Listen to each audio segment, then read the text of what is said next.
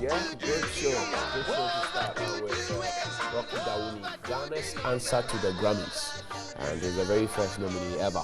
And he'll be joining us later on the show here on NewDay. We tell you we got all the exclusives and you only get it here Thursday morning. How's it going for you? Yesterday was fantastic for me. It was? Yeah, fantastic. I had cocoa and kose in the evening. It was fantastic. In the evening? Yeah, it was fantastic. Oh, you just reminded me of my Legon days. I remember I used to study in, I've forgotten the name of the hall, but there was the lecture hall very close to the gate. And so when I go there to study, there was also cocoa at the Legon police station. Okay. So I'd walk there and buy that. And by the time I come and take the cocoa, I'm ready to study. And the vim with which I learned, it was awesome. Somebody told me yesterday on Instagram that I put a picture we took out there, and somebody told me that you used to come to them in their Form 1 dorm at Wesley Girls, come and call them for SU or something like that. Right. Were you Krife then? Yeah. When you say Krife, if you say were you Krife, then I'm still Krife. I'm actually proud to be associated with Scripture so she Union. said that, oh, that is so interesting. She said that, wow, Nana, I remember her so well. She used to come and worry us to go to church. Oh, I didn't used to worry. I just used to encourage you because that is where I joined Scripture Union. I thought it was a good platform. Evidence says you used to worry the people. My friend, until they give me, and that's empirical evidence, I won't mind you. But anyway, George, how was your night as well? It was okay. It was okay. Just that I left here late yesterday. I did, the late production. So yeah, it was fun. But before we forget, today is a birthday of a loved lady in TV3. I mean, she runs through the years. When you mention her name, everybody knows. Everybody who's passed through TV3 has met her at some point in their career. Exactly. And we're so grateful to you. Happy birthday, Auntie Thelma Lai. We love you from all of us. Johnson, my mother of all newscasters. Yeah, I'm taking her to moving. Please, get ready. No, please, today, George, please, don't. No, I'm spoiling her today. Why? Trust me. I told her. Lead Thelma down the wrong No, lane. Thelma, George, trust me. I'm So taking she should come with you? Say again. Should she come with Oh, you? why not? I mean, Hey, how much is there's breakfast at I think Kempinski? Thelma, How much there's is a it? fight over you. But you see, Thelma is a fancy who's become a girl by, You by marriage. Yeah, so now she does all the things that the girl people Where? yeah. So, Thelma Lai, happy birthday to you and live long, grow strong, learn to be sweet and nice like you've been over the years.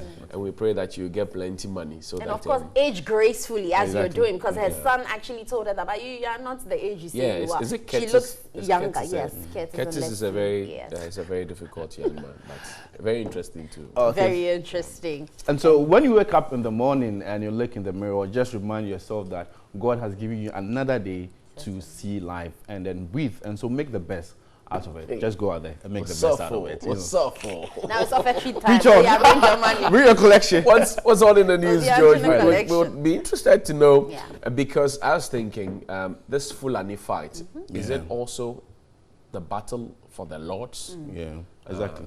Is it Fulani battle? Is it for the Lord? I was asking because it does seem to me that yes, we will make the statements and yet we are not able to handle the issues as it is.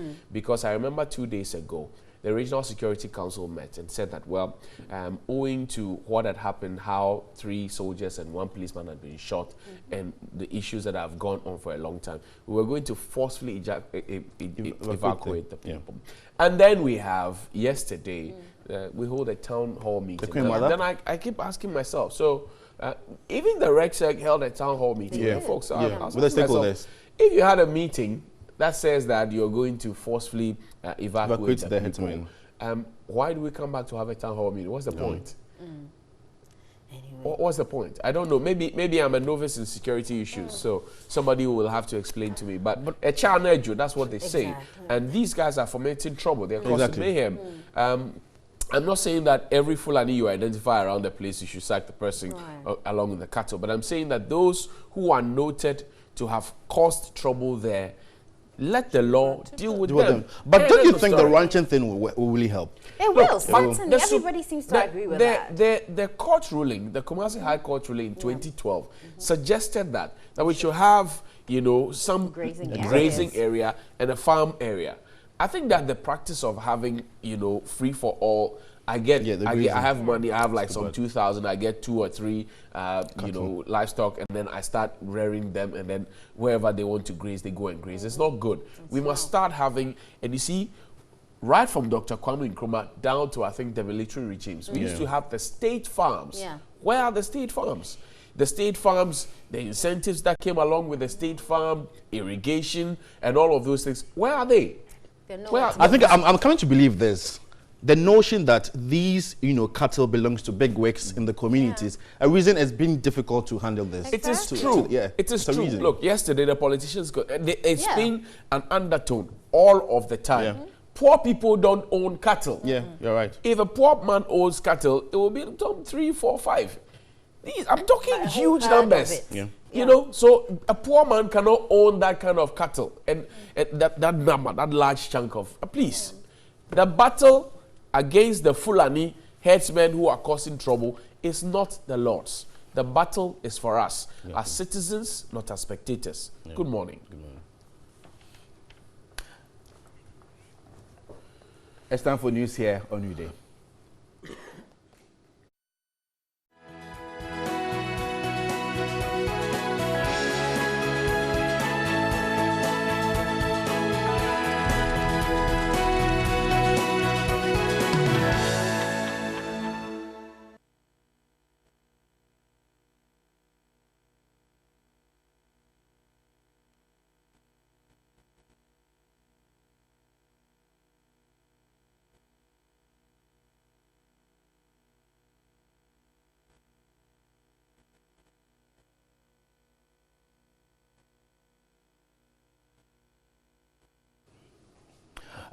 Thanks for staying, and now the news in details. The 5th suspect in the Bantama gang rape case has been arrested. The 4 other accused persons were today remanded in juvenile cells to reappear in court on Wednesday, January 17. The 5 suspects are among 7 boys accused of sexually assaulting a teenage girl at Bantama in Kumasi. The Asukwa Juvenile Court, presided over by His Worship Peter Opombwahene, remanded the suspect after the prosecutor told the court investigations had not been concluded and that he would need more time. Lawyer for the juvenile suspect, John Bwama, confirmed the arrest of the 5th suspect. Someone else has also been arrested, and that person is duly also represented. The person has legal representation. The juveniles have been asked to go back to the juvenile cells to come back next week. We are waiting for the prosecution. Relatives of the suspect thronged the court premises to witness the proceedings. This is the 4th time the suspects have been remanded. Still in the Ashanti region, the Asante Achimagogo Traditional Council in the region has warned against the lease of land to nomadic herdsmen at Agogo as pressure mounts to get them evicted from the area. Queen Mother of Agogo, Nana Draben Afrakuma Kisi Obodum, says the traditional authority backs the youth to fight what she describes as the cruelty, lawlessness and impunity of the nomad. And here's a report by my colleague Benjamin Edu. The Ashanti Regional Security Council on Wednesday held a meeting with stakeholders at Agogo in the Asante Achim North District to resolve the perennial destruction of farmland by cattle and other nefarious activities by alien herdsmen in the area. On Monday, 3 soldiers and a police officer were wounded in a shooting incident between the herdsmen and a task force set up to evict the nomadic herdsmen from the town. Residents say they feel neglected by successive governments. They claimed more than 40 people have been killed by the herdsmen, adding the government has not shown enough commitment towards ending the menace. But the Regional Security Council has beefed up the Joint Military Police Task Force to prevent matters from getting out of control. The Member of Parliament for Asante Achim North, Andy Apia, has appealed to government to implement a 2012 court ruling on the case. The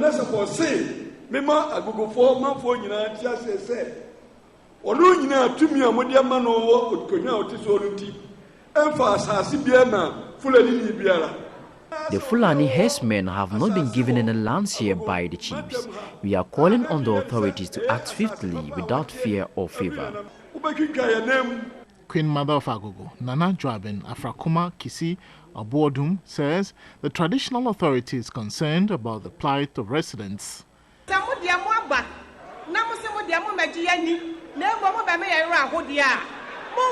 The Fulani herdsmen should leave. I'm appealing to authorities to help end this menace once and for all.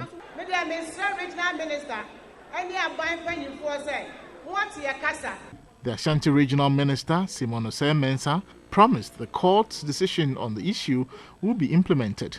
We are going to look at the previous roadmap that my predecessors set up, and then we review the whole roadmap and ensure that those we think we cannot work with, we change them and add those we think are implementable, and ensure that we resolve this problem once and for all. He noted the atrocities were becoming too many and will not tolerate any impunity. We make sure that the task force is going to do their work within the law. Any resistance, they should let us know. I don't think we are going to tolerate any impunity henceforth. Fulani herdsmen who hitherto settled in the northern part of Ghana found their way to Agogo about a decade ago. In January 2012, the Kumasi High Court ordered the Regional Security Council to take immediate, decisive, efficacious and efficient action to flush out all cattle from Abroapong, Mankaila, Nyamibechere, Koreso, Adomemu, Beboso, and Brahabebome, all in the Agogo traditional area, the only exception being cattle that have been properly confined in a permitted area. This story, I'm sure, would answer some of Johnny Hughes' 1,000+ questions. And the Ghana Immigration Service has dismissed claims it exploited unemployed youth in its recent recruitment process. The service, in a 14-point statement, indicated the proceeds would cater for the service of the GCB Bank, the software developer, and other administrative costs.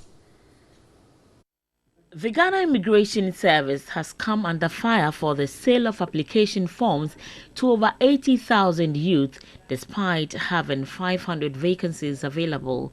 The deputy ranking member for the Parliamentary Committee on Employment, Richard Kwashiga, has described the development as extortion from frustrated youth.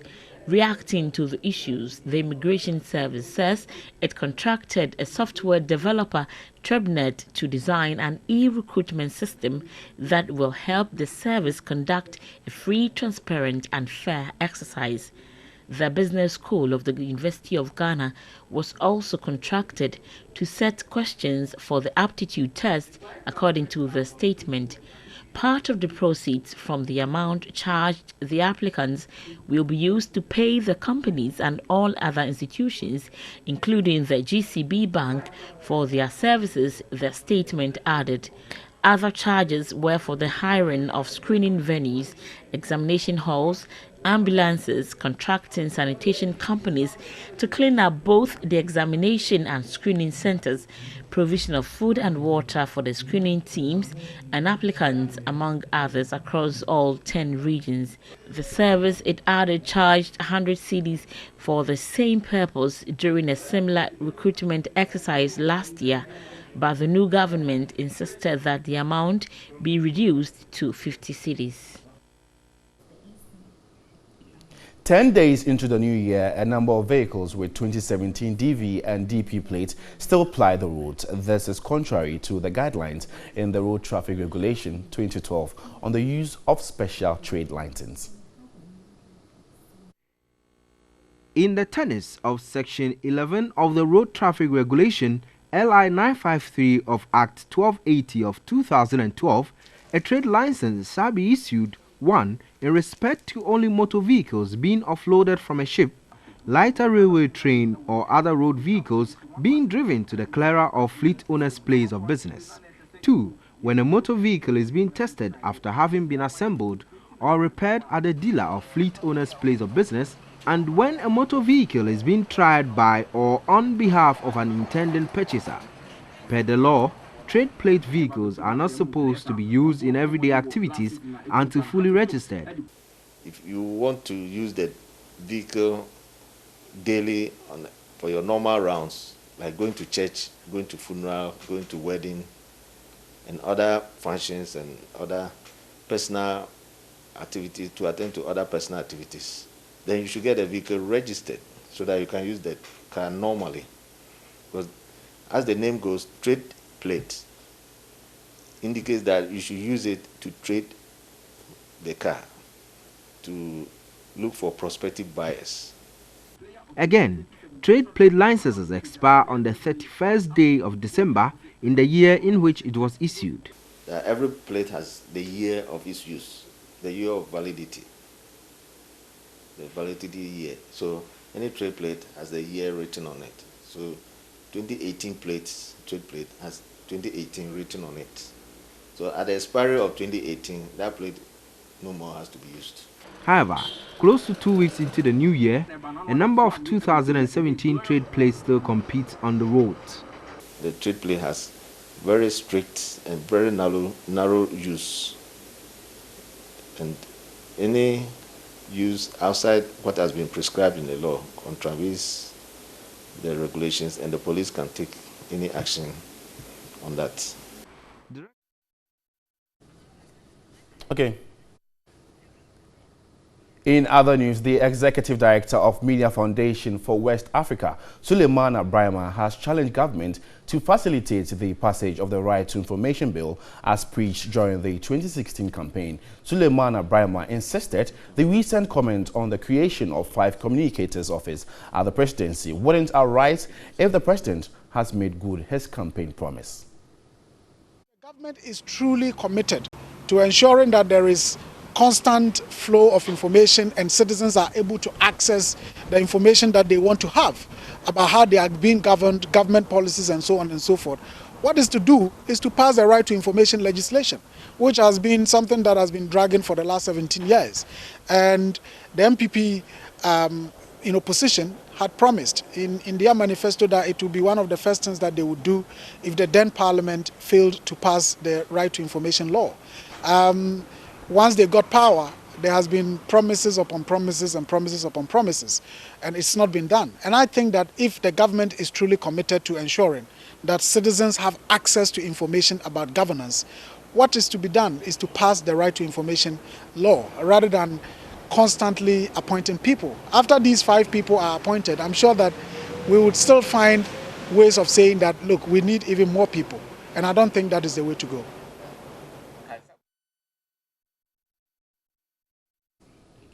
A survey by the Political Science Department of the University of Ghana has revealed that 52.7% of Ghanaians will vote for the NPP and 33.1% for the NDC if elections were held today. After a year in office, government received an approval rating of 62%. Here's reports by our Labour correspondent, Daniel Puku.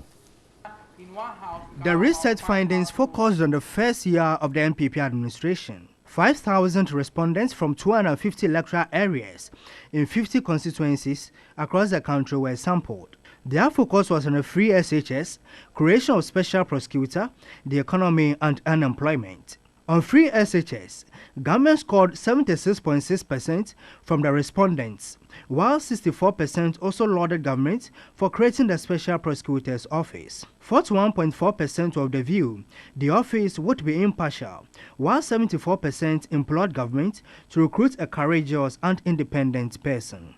Head of the Political Science Department of the University of Ghana, Dr. Bosman Asari, entreated government to be fast with appointment. Although some voters expressed ambivalence, they were not so convinced, but they thought that once the person is appointed, the person will be independent. And no, this is something many Ghanaians are watching, because we think that once you are creating another office, that means taxpayers' money will be used for that purpose. So we expect the government to do well in the fight against corruption. On the creation of new regions, 64.6% supported the idea, and 31% said it will enhance administration, while 30% said it will lead to development.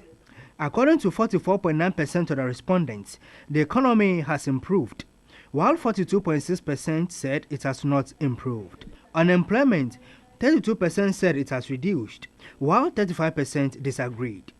The findings indicate if elections were to be held today, the MPP would win.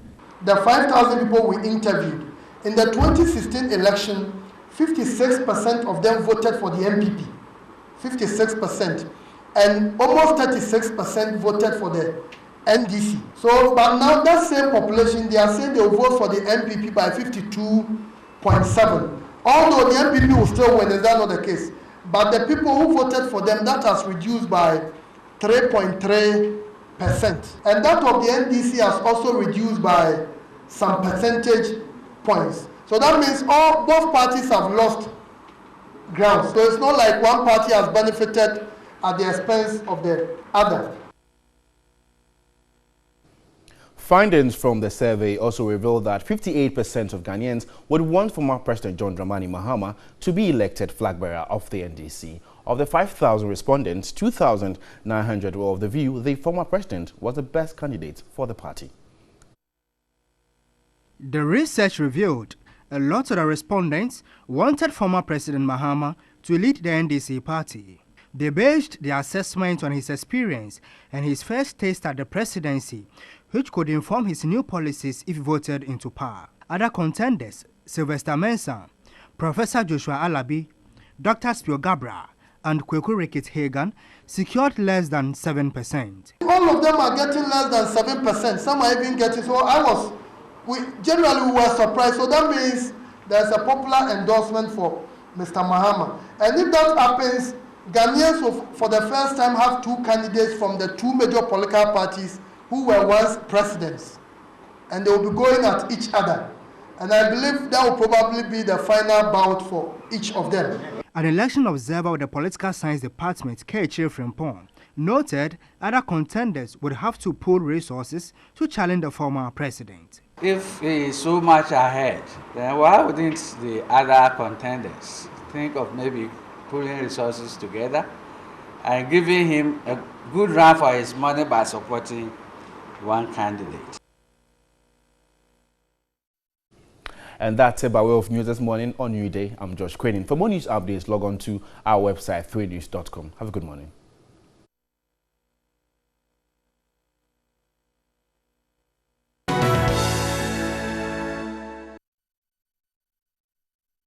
Welcome back. So it's time for news headlines. We'll start off with Daily Heritage. It captures 3 stories. It says, high table chairs embarrass Ghana. And if you can see, the picture has been circled where exactly the problem with the high table chairs is. Also, government misses inflation target for 2017. And another big one there says pupils turned water fetching machines at Pig Farm Basic School. And there are pictures of a well that nearly took the life of a pupil, as well as the pupils on their way to fetch water. Those are the stories carried by Daily Heritage. I'm interested in the pupils, fetching water out there. Fetching water to do exactly what? Water, farm, flower beds, or to flush toilets, or for what? According to the story, is to flush, the toilet facility. But you see, this is a public school. The AMA owns these schools. It's in Pig Farm, right? So it's within the jurisdiction of the AMA. So I'm saying that the AMA owns these schools. And so some of these very basic things, they're supposed to ensure that the school has. Imagine that somebody sets up a private school and doesn't have flowing water for the toilet. The AMA will walk in there, sanitary officers, and clamp down and shut the school down. Or perhaps slap a fine, So why is it that the AMA itself, its own school, the basic school, is not able to provide these things? Right. Contact hours are lost because if the children have to travel a certain distance, spend some time to try and fetch the water every now and then, they may lose like an hour, maybe 2 contact hours. And these are people who will sit the same BEC, I repeat, same BEC paper. Why I could not say, because you didn't have water, you need to go and fetch water from the well, so you take this less and let the other schools who had full-time take it. I think that we need to start looking at these things holistically. Number 3, the danger that it poses to the children. And we're told that the Minister for Education is supposed to be the minister highest in rating in the past year. Well, I have my own differences, but if it is so, the minister may have to work to maintain the rating. This is not 2017. Children go to school to fetch water from a well to do what? Flush toilet? What happened to water pumps? What happened to overhead tanks? What happened to those? Johnny, I don't understand why in our education system we seem to flout the rules that exist, because when I decide to drop my child in school, that child is supposed to be in school until school closes, until I decide to pick my child up. If I bring my child to school under the, thought that my child is going to be there for education, and you decide to use them, technically, to go and fetch water, fine, yes, we understand they are going to use the toilet facilities, but it is the right or your school facility is supposed to provide water for my child. That's why I have considered a lot of things before bringing my child to the particular school they find themselves in. Secondly, like Johnny rightly said, the danger. Because if you read the story very closely, the reporter says when he was standing there, one child fell into the well and all the children were jubilating. Why? Because it was it recurs. It's something that happens all the time. And so they actually are excited because it wouldn't be the first time. And in that same situation, supposing this well was a deep well and the child fell in, and there are other children who probably don't even have the idea that we have to put our hands in or try and get this child out. That child could die just because of some teachers asking the child to go out there to go and fetch water. In this day and age, this should not happen, because when we come back to the schools and we ask, we say, oh, well, so if the children will go and fetch water, then how are they supposed to manage their facilities? It is not up to the child to decide. It is up to the school to provide. And that is why that child is there. Remember, in other schools, people are using their break times to study. They're going to the libraries, they're exchanging, they're having conversations, they're broadening their horizon, they're learning more. But this child doesn't get that contact because he's being sent to a nearby house or nearby farm to go and fetch water, and yet they will write the same exam across board. And you expect them to pass, you expect them to bring a better future for themselves. This cannot happen in 2017. In 2018, it shouldn't happen. We shouldn't be talking about this in the present day Ghana. It's unheard of. I hear the story evolved because later on the reporter went there again and noticed there was a new toilet facility with 2 poly tanks. However, the management of the school were not told who owns that facility, whether it was made for them or not. So even that beats my imagination, why you would put up a structure like that and we're not sure who's supposed to man it, or whether it's for the same Pig Farm Basic School. And it runs across. It is not only Pig Farm Basic School. Many other basic schools, many other public schools have the same situation. You find children weeding whilst it's supposed to be, school time, when they're supposed to be learning. You ask yourselves, can we get laborers? Like we said, the prisoners, they're out there not doing any work. Can we send these prisoners to these schools to go and fetch water for the school children? Why should the children have to be doing that when they're supposed to be in school learning? It is unfortunate. It shouldn't happen. Humanitarian rights. What happens to that? If you mix the convicts with the children, they may just influence it. But no, certainly, Johnny, they won't. But I have had convicts coming to my house as a child to come and weed around, because we used to live in Jolu. They used to do that around the airport, the Jolu areas. I never had. I actually learned a few things that, okay, these people are also human, because when they come to the home settings, actually, they are nice people. They know they're being watched. And they're human anyway. My dad instituted that policy in the prison service where, they go out to work, 3 portions of their cash is one is kept for them, one goes to the officer, one goes to the service. So then those monies are kept in trust for them. When they come out, they get a lump sum to start something. And it reformed us in a way, because Johnny, my father will say, okay, so if you misbehave and you go to prison, this is what you become. And for me, it was, I learned something from that. So maybe even if we send the prisoners, they won't really meet the pupils to influence them in that life at the photograph in the Heritage newspaper, the Daily Heritage, and I see their pupils. So they should be under 12, 12, 10, 9, 8, 7, and these are very young people. So my friends at the AMA, Mr. Solomon Akom, you're the man in charge of the Accra Sanitation Improvement Project, ASIP. This is very, very important that you deal with. And I know that we work together with you on the Kanda Estate Cluster of Schools issues. But there are so many other ones. And this is a sanitation improvement project. There are only two toilets, one for men, one for women, one for boys, one for girls, for a 312 capacity school at Pig Farm. Now here's the shocker. When you go into schools where they have some of these problems, and you want to talk to the headmasters and the teachers, they don't want to talk.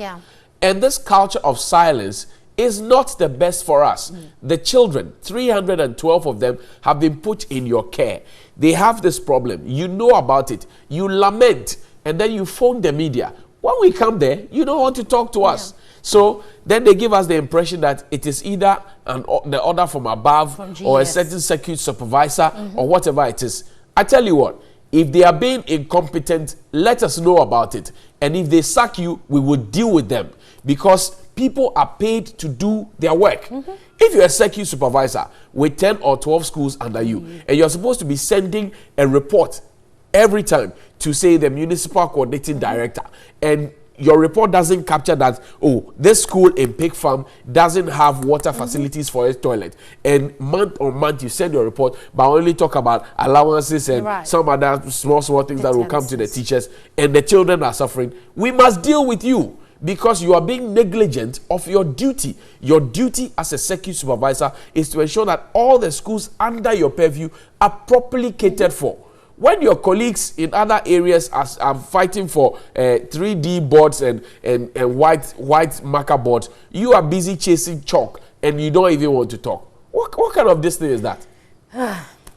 It's a rather unfortunate situation. I'm very sad. I'm very sad. Locus parentis for these children. And so if you think it's fine for a child to leave school just to go and fetch water, I wonder if they allow their own children to go through that training. If they do, then that's a big problem. That's where it starts from. Again, Johnny rightly talked about something where they present their documents month after month. It's supervision.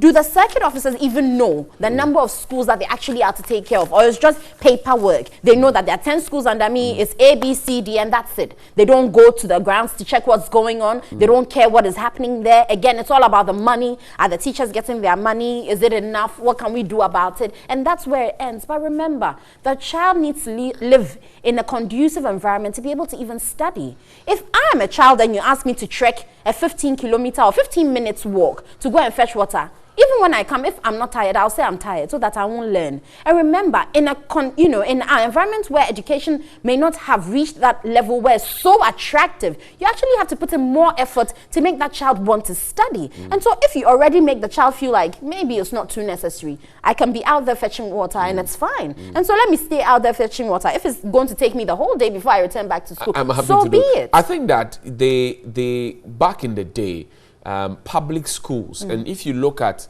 Dr. Kwame Nkrumah was in public school. The likes of KB Asante, Dr. KB Asante, mentioned a lot of the big men who have achieved. Professor Ajima Bedo Akosa, they all went to public schools. And that was because the quality at the public schools then was good.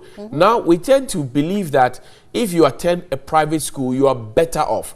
And I will keep trumpeting that I attended a public school. I'm a typical Saito boy.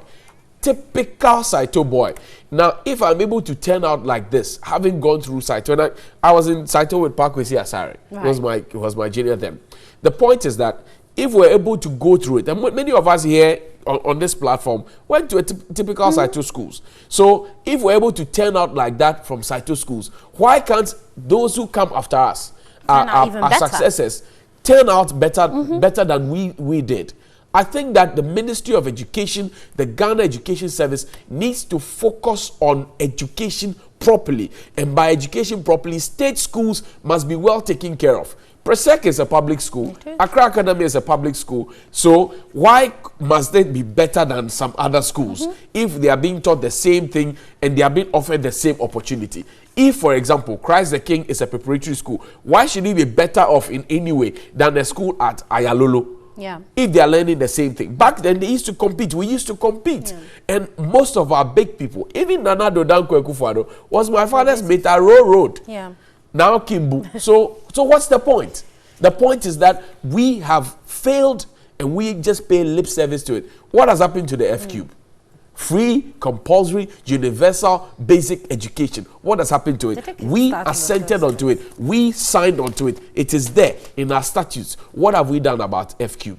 What exactly have we done about it? So it is not as if we lack the officials, the expertise, the policy document and everything. We don't lack it. We just don't want to implement. And you want to, because The politicians don't take their children to the public schools. The politicians will take their children to the preparatory schools, to the Montessori's, pay dollars, and they feel comfortable to pay because they can afford it. But me and you, who can't afford it, nobody cares about us. Yeah. So whether your child goes to school to go and fetch water from a well, falls into it, breaks a leg, or gets cut, nobody cares about it. You're only told we are sorry. You remember the situation in Cape Coast, the central region, where the kindergarten building collapsed and killed 6 children. What has happened? Who has been held accountable for it? We haven't heard. Who has been held accountable for it? At the Tibu Basic School, Solace has been reporting on it for a long time. The children sit on the floor. They lie on the floor. It's been more than a year. The circuit supervisor promised that we're going to fix the matter in a month. It has been a full year. He's still at post. He's still at post. Minister for Education, Dr. Matthew Poku Prempeh, good morning to you. How far? Mr. President, you told us that you are interested in education because you are properly educated. You believe that education is the key, and I believe it. I share in that dream. But if it's the way we have to go, children have to go out there to school, fetch water from pits and wells, fall into it, lose contact hours, we don't have a future then. How far, Mr. President? Good morning. Good morning. Anyway, so the other story on the Daily Heritage was also the high table chairs that apparently embarrassed Ghana. I mean, it's funny that we'll talk about this, but we won't talk about education when it comes to that. My problem with these high table chairs or whatever, the fact that people actually think it embarrasses Ghana is not the concern for me. It's the fact that we lack what we call, maintenance culture. We have a terrible maintenance culture, and it shows up in everything we do, in our buildings, in our infrastructure. It's everywhere, and that's where there's a big problem, because it's money that goes into it, taxpayers' money. Again, it's your money, my money that goes into it. Right now, we're asking, someone raised a concern, how much are these chairs? And so now they're going to buy new chairs to make sure that every state function that is held, there are good chairs that are there. That's not the issue for me. You will still buy the new chairs. They will still not be taken care of. Another time, it will come up as headlines in another newspaper, and then we'll rant about it. That is not the way to go. See, when you keep putting money or anything, let's say if you have an old wine skin and you keep putting fresh wine in it, it tastes sour, it tastes old, because the idea is to maintain the thing that holds it so that it will be sustained. You can't keep putting money away in drains and thinking that we are benefiting because now you want the place to look good. You want people to say, oh, Ghana has nice chairs. Is that what we are talking about in this day and age? No, it's about the maintenance culture that we need to sustain and keep going. Amma, it sounds prestigious for somebody now to brandish themselves as national security officers or operatives and state protocol operatives, when in fact a lot of them do not know what they are supposed to be doing. It feels prestigious, and you find them brandishing their walkie-talkies and their pistols in town. I lived in the barracks. My father worked in the security environment, and I dare say that the way some of our operatives brandish their guns and things in public to even expose themselves for people to know that this is what they do, it is never done. It is never ever done. Where you're standing at a vending point buying phone credit, then they come and then for whatever reason they just put their hand in their pocket and then lift it so you can see that they have a pistol. Right. Are you the only national security person? Go elsewhere and check out how security people operate. You can't even tell. You can't even tell they are security people. These days, people feel proud to say, oh, I work at the state protocol. These are the kinds of things that you should be protecting. Exactly. When we spend money to buy chairs, imagine if we had invited other presidents to come and sit on this. Imagine the kind of embarrassment that would have actually come to us and the kind of story we would have told. The president says, eat Ghana, wear Ghana, sell Ghana, sleep Ghana, speak Ghana, and everything. This is an element of it. When you invite people and you make all the big speeches, and yet the chairs they sit on, broken chairs, the glasses they drink from, cracked glasses, the place they eat from are partly, unwholesome for them to keep their food in. That is the job of state protocol. That is the job of state protocol. So that if we do not have the full complement of the men, let us know so we can hire some more people. It's not about brandishing and telling everybody you work at national security or state protocol and we have this mess going on. It is not proper. And Fataye, it's our. Can we stop it now? Good morning to you one more time, Mr. President. And this, I feel very sad about this because I respect the presidency, because I believe that we can do it. I don't believe that we don't have the capacity to do it. I believe that we just are not ready to do these things. And people who have been put in places of authority, who are drawing salaries on our taxes or from our taxes, must be up and doing. How? Stop brandishing yourselves as national security and state protocol and get to work. Do the work. When you do the work, we will acknowledge that you are national security and state protocol. Don't stop showing your pistols and your walkie-talkie in town. You find them and they are brandishing the walkie-talkie. And I'm wondering, what at all is wrong with us? What is happening? What is happening? Johnny, others are fighting terrorism in other countries and they are winning. We have this small Agogo Fulani issue. We can't even fight it. Small Fulani Agogo issue. We can't. I don't want to believe that battle is for the Lord. I don't want to believe. It is for us. And we must fight it. The court in the Ashanti region, the High Court, says 2012. It gave us 1, 2, 3, 4, 5, a lot of things to do. Now I heard the minister, Simon Osemensa, say that they will look at what their predecessors have done and what they can work with, they will work with, and what they cannot work with. I'm sorry, Mr. Minister. Those were not recommendations. Those were court orders. It is the all or none rule. So it is not a recommendation. We will take the law. We will take the ruling as it was tomorrow. I will take it, read every single one of them, and impress upon you to institute those orders as per the court. If not, I will take you to court and hold you for contempt. I will suggest it to the court to hold you for contempt because this has gone on for a very, very long time. The court was specific. It listed the things. So let us do the things. Whether your predecessor started it or not, we don't care. It has gotten to your turn. It has gotten to the time that the people of Agogo must get respite. And we depend on you to give us the respite. Good morning. Daily rant.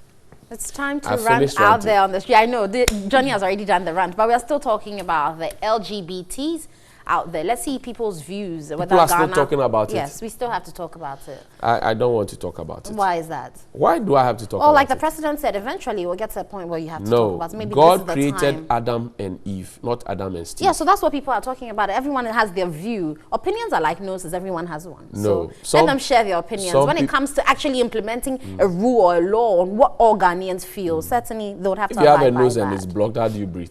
You remove the plug there. Anyway, guys, let's rant out there with George Cranian this morning. This is what it feels like.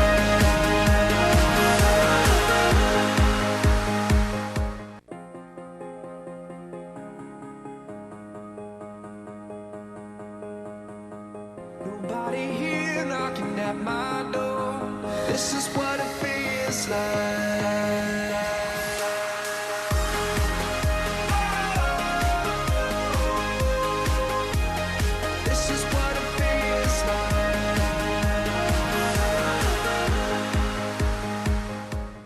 Trust me, I keep getting calls and posts on my social media platforms, and the public really want to have their take on LGBT, and so we are extending the discussion from now till Friday. And what is it? The LGBT society in Ghana is calling for the repeal of the Criminal Offences Act that criminalizes unnatural carnal knowledge, and so that's what we are discussing this morning.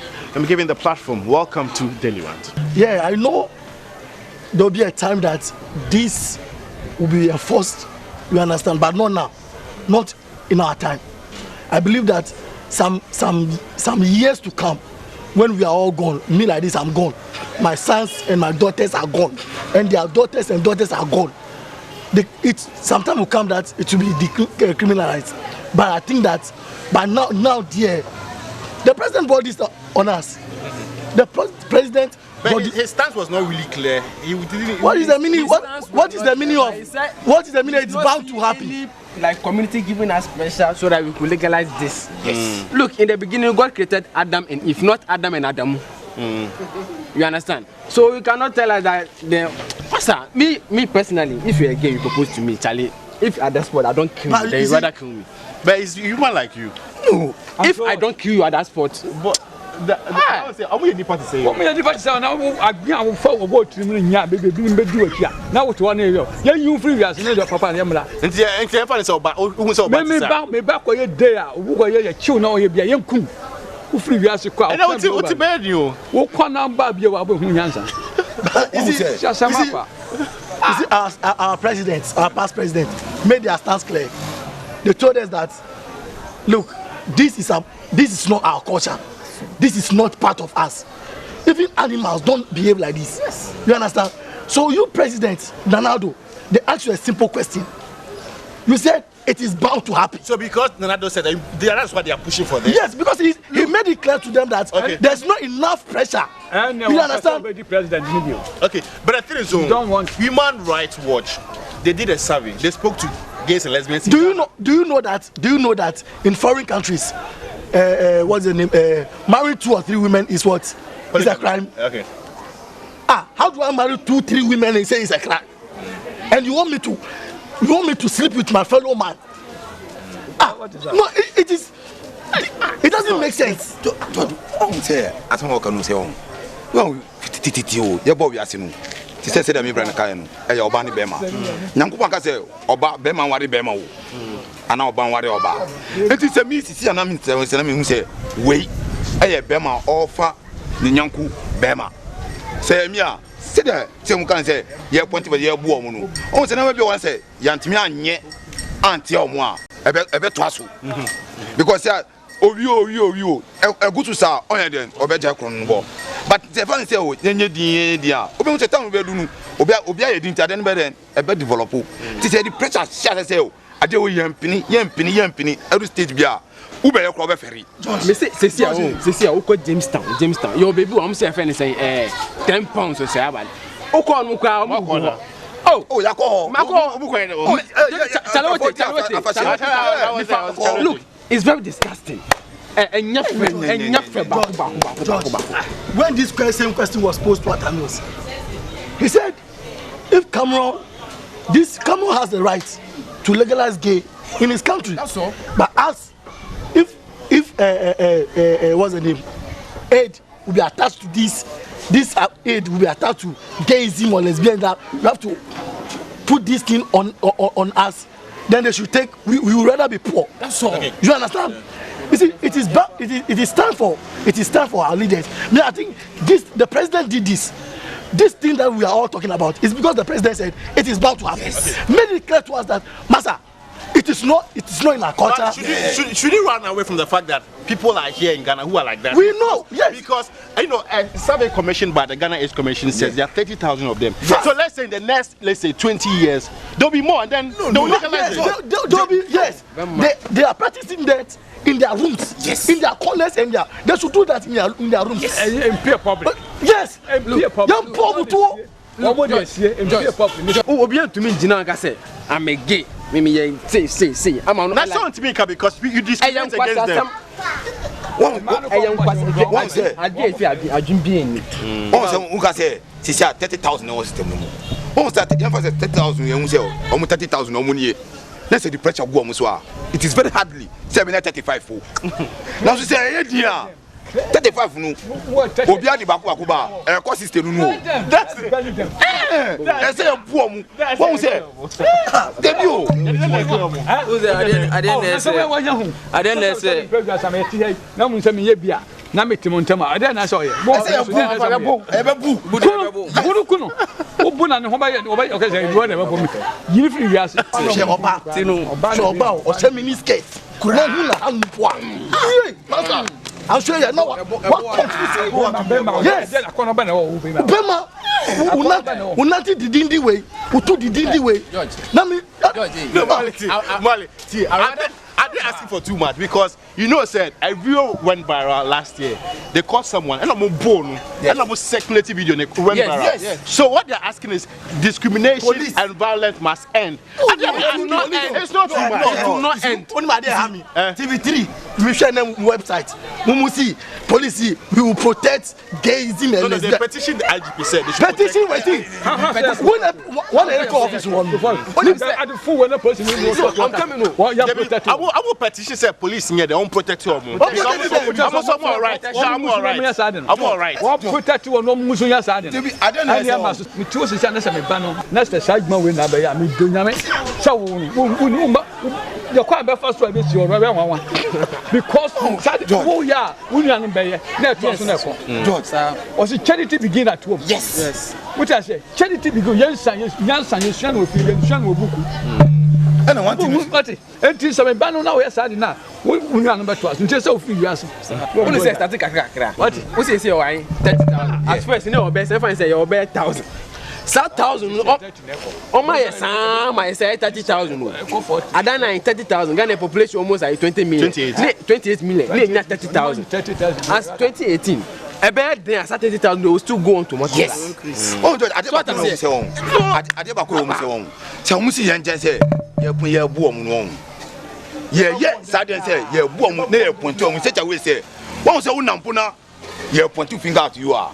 A better time, you I don't say, what you say, almost Saudi and two better. Oh, you're never be a while, and dear, you to find it, you to mean point two. To tell we say AC, and to point to now. Wait, say no. Let's say we say, we'll say. Oh, there be, as some more than we say, this is a kind of your guy could be around her. The same thing, no call no cochi, Gabi, Richard him. What is your bonnet? This game? You're Punu. I want them, you're Punu. Up you want me and the do. I don't know if police station. Police station. Say police. Police station. Police born by. The police is encouraging them. George. Finish. Stop. George. This one gay way, and lesbianism way. Estati. Kufo time. Kufo made a stand. Say he doesn't want it. Mills made it a stand. Yes. I don't like it. Mahama made a stand. That the people are governing, they don't like it. So me as the president, I can't sanction this. You are president. Don't you think the president is being realistic? Like, yes. You see, you can be George. The thing happens. I'm telling you, sometimes the media houses they include. What's the idea we're spreading in because of the media houses? What I say? Because what you will be. And what down say no me share TV3. And you want to tell me say any issue of prominence. You want to tell me it's an issue. I'm not saying it's an issue. I'm telling you say you can discuss this without bringing these are people who've conducted a research and they are bringing the research to bear. People now conducting research. He's a lawyer and an activist. And even of South Africa. Yes. This is a lawyer and an activist. And this was the feedback and he's giving it to you. I'm not questioning, baby. I'm preparing the document. I'm confusing here. Culture prohibited that. We think say media houses now some platforms so what is news? News. And I'm say the president say you're not enough pressure. There's not enough pressure.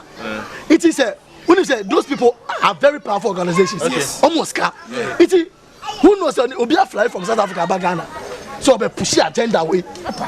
You understand? He is pushed. Okay. What is okay, Bonnie. And I say Bonnie. God, Bonnie. It's Muhana wa undi Bonnie. I want to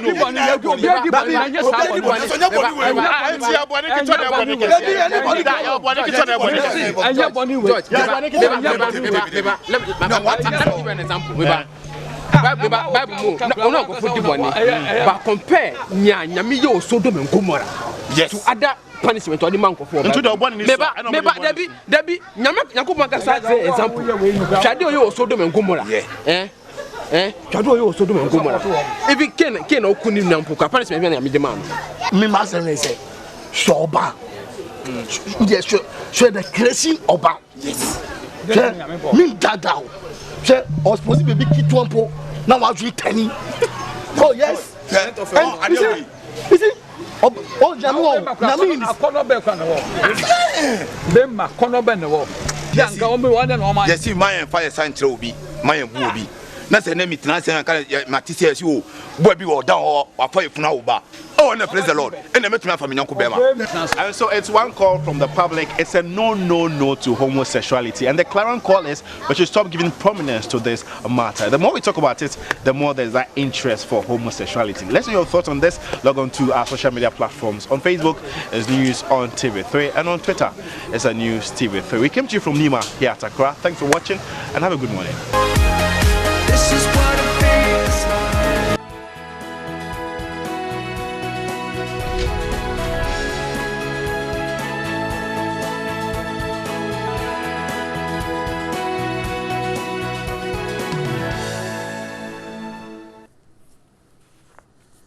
Welcome back and thank you very much. Ghanaian Times says cash for seeds probe begins work today. Ghana to revamp palm oil industry with best practices from Malaysia. That's according to the president. Government misses 2017 inflation target and will flush out the herdsmen cattle from Afram Plains. Rexec says so.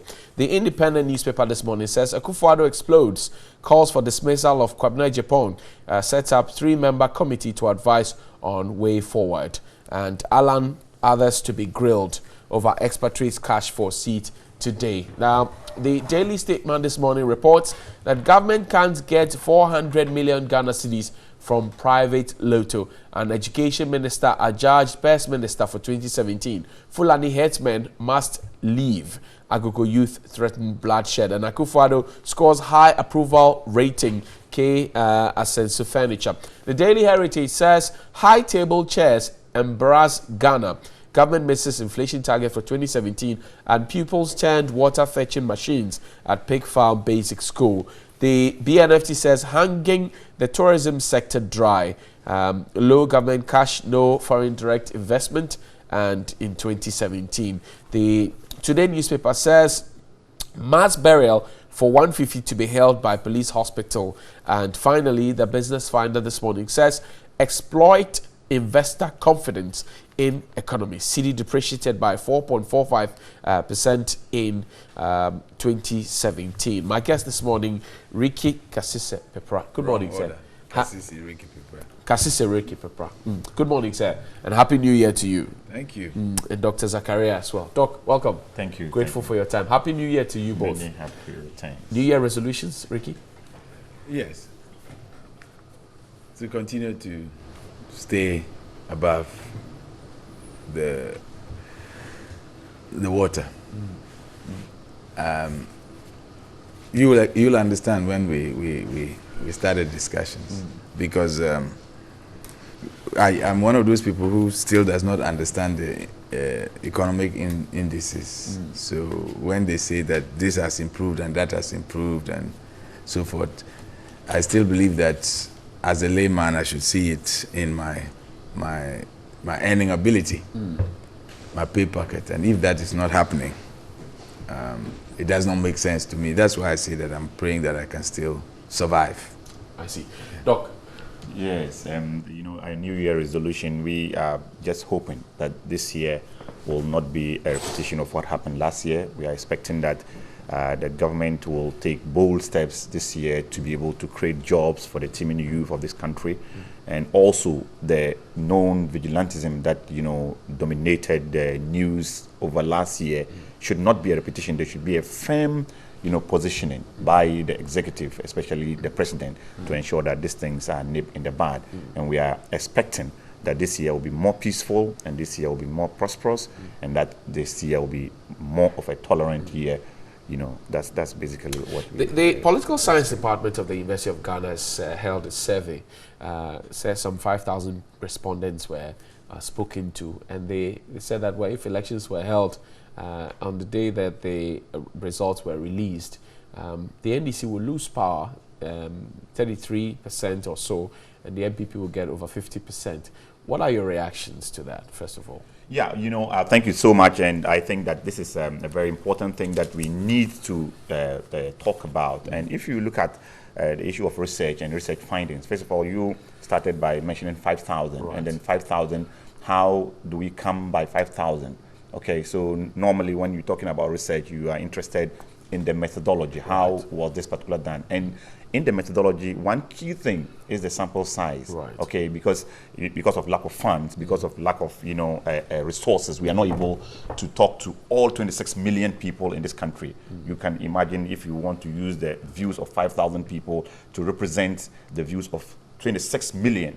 You see the challenges involved in such, attempts. So the methodology encourages you to use scientific approaches to get representative sample, okay? And again, if you look at the report, this report fails to make public the methodology that was used in this particular survey, okay? Because you also realize that they are talking about constituencies, okay? So you see that a particular type of sampling was expected to have been done. Say, they should have taken all the constituencies in the country and then chosen at random. But you realize that there was some kind of deliberate selection of constituencies, which introduces what we call bias in the methodology. So that is a problem in there. Number two, when you are conducting research, the research body will normally have to declare whether there's any interest of that particular person doing the research. If you find that there's an interest, then your understanding of the research is varied. Recently, in the United States of America, a research was done about hypertension. Normally they define hypertension at a particular blood pressure level. And pharmaceutical companies had gotten some firm to go and do a research to come out to lower the levels of the blood pressure that would be considered as hypertension, and that would qualify for treatment.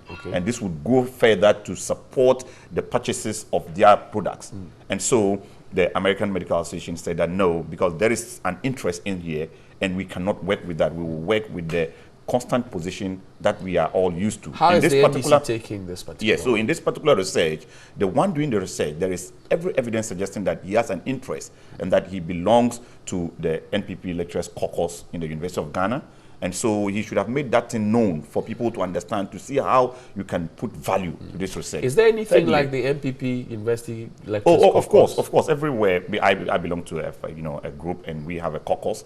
Everywhere we have caucus. He's a member of an NPP caucus in the University of Ghana. Okay. Secondly, if you look at where we are now, I've always been thinking that, this country, we need to get serious because we just come out of elections.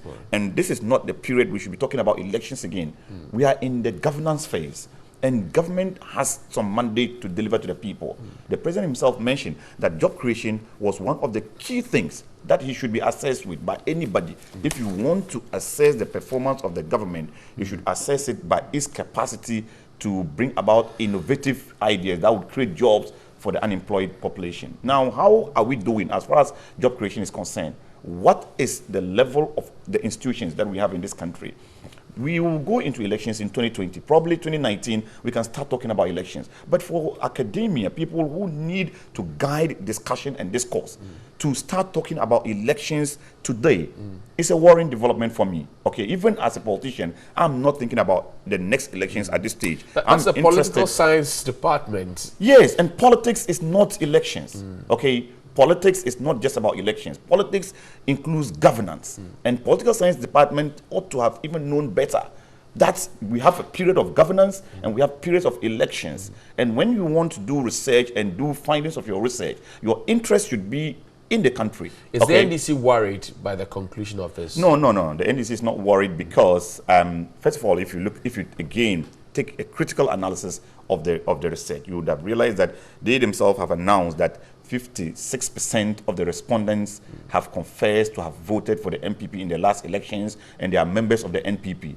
Yet, 52% of the results shows that they would support NPP, suggesting that the NPP has lost within a year a whopping 4% of their support base. Okay, so that is a worry to the NPP because the research has been conducted, was done amongst NPP people. And yet, the results that have been declared is suggesting that less percentage of the same NPP group will vote for NPP if the elections were to be conducted today. Thank you, Doc. Ricky, please take a bite on this particular one. Has it come to your attention, first of all? Yes, it has. Right. And I've always had a very, very persistent skepticism about research.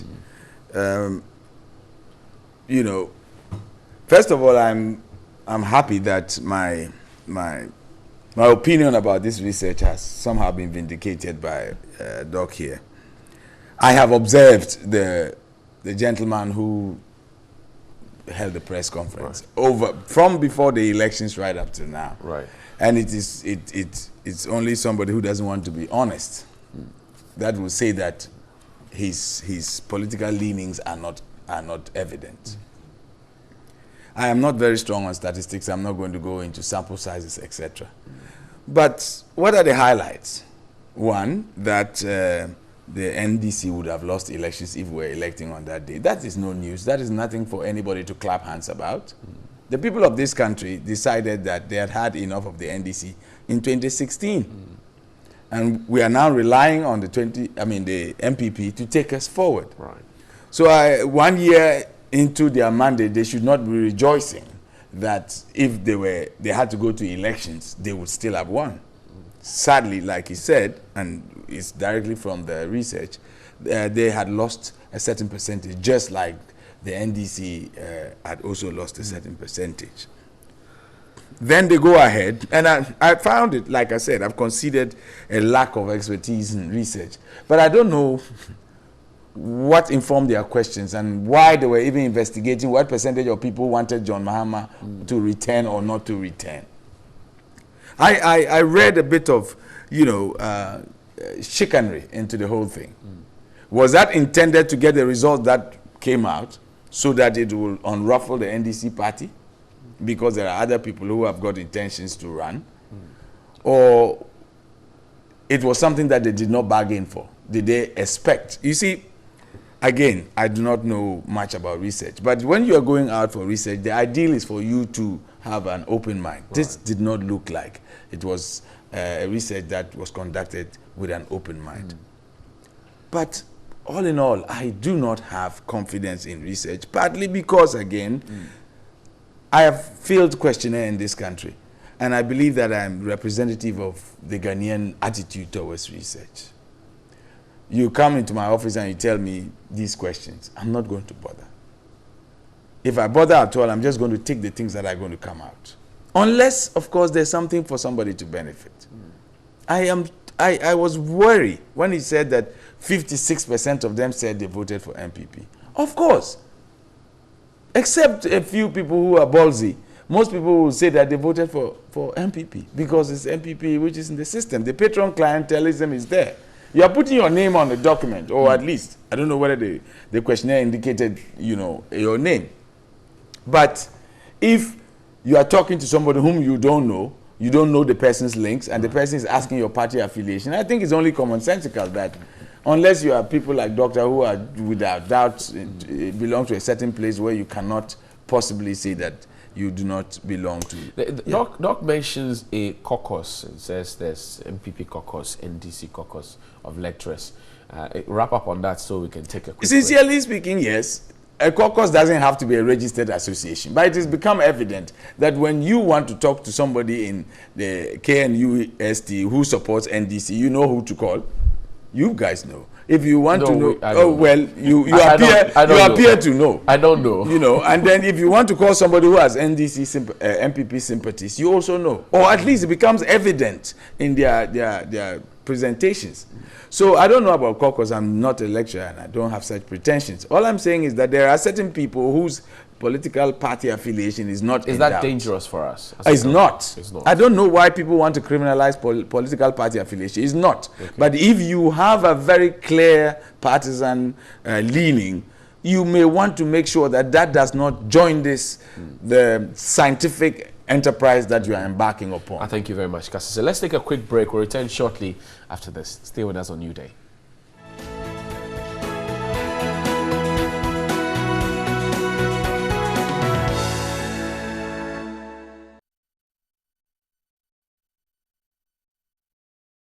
A new search begins. I am teachers.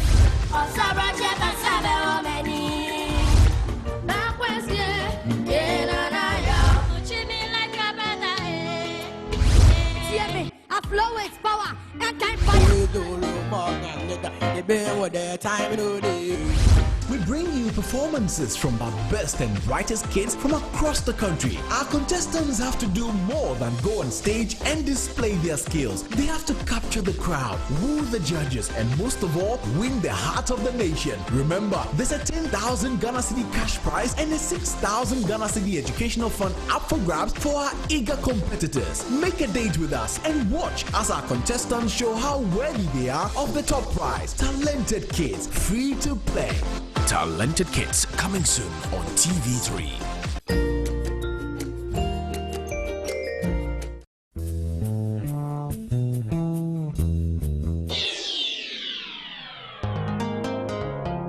Abuelo, on y va. Aïe aïe aïe, ça c'est la voix de SK originale. Il n'y a pas original.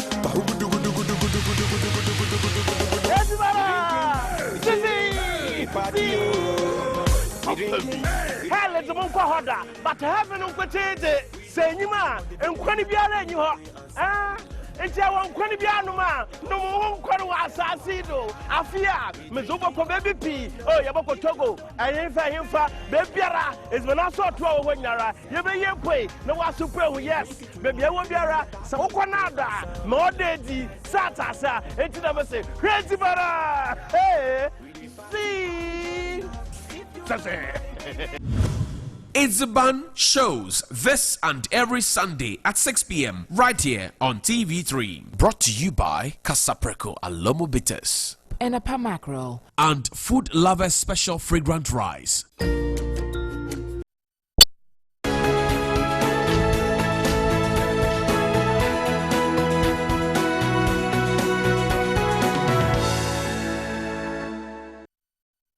Welcome back, and we're being joined by Reverend Jonathan Fojo, MP for Asin South. Rev, good morning. Good morning. Welcome. We're talking about the University of Ghana's Political Science Department research that says that if elections were held yesterday, the MPP would still win power with some, 50, something percent.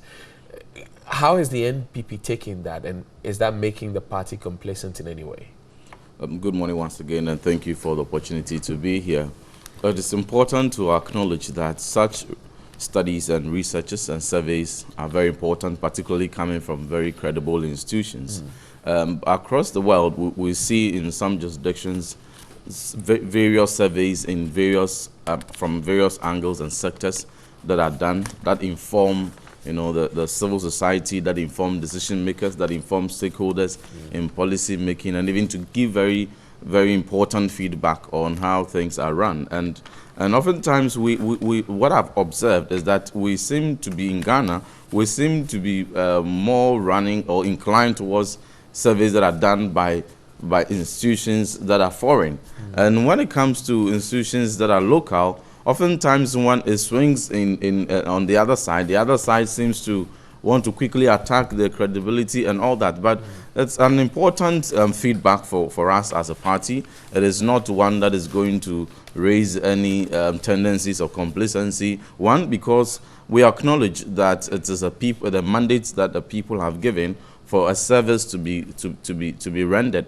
And looking at the challenges, the challenging economic situation that was inherited, 3.6% growth, the debt sustainability issues, the indebtedness, and many other, the weakened economy and the foundations that had woefully been weakened, and taking it from within just 12 months, and the remarkable turnaround that we have seen, the economic stability that within the first year has seen, growing the economy from 3.6% to 7.9% observed mid-year, and expected to end 6.3% by end of year, and even in the midst of that, still ensuring that our deficit was reduced from 9.4% to 6.3%, and ensuring that even in the midst of all these constraints, major promises and major, policies that were promised took off in the year 2017. The city doesn't look healthy.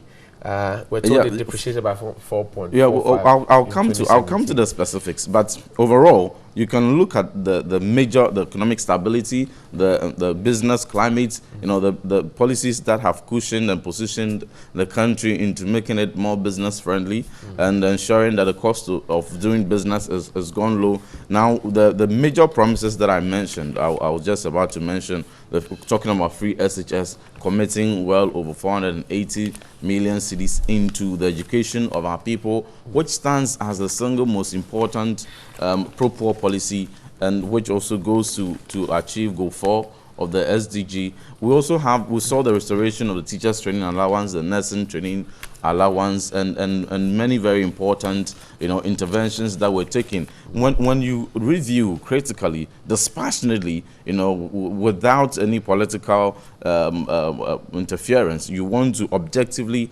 assess the performance of President Akufo-Addo's administration for the first year, I would say that the survey, the report that has been given by the Department of Political Science of the University of Ghana is quite reflective of the assertion by some school of thought that this MPP in the first 1 year has done remarkably, perhaps even more than any government has ever done. I ask again, the city doesn't look too healthy.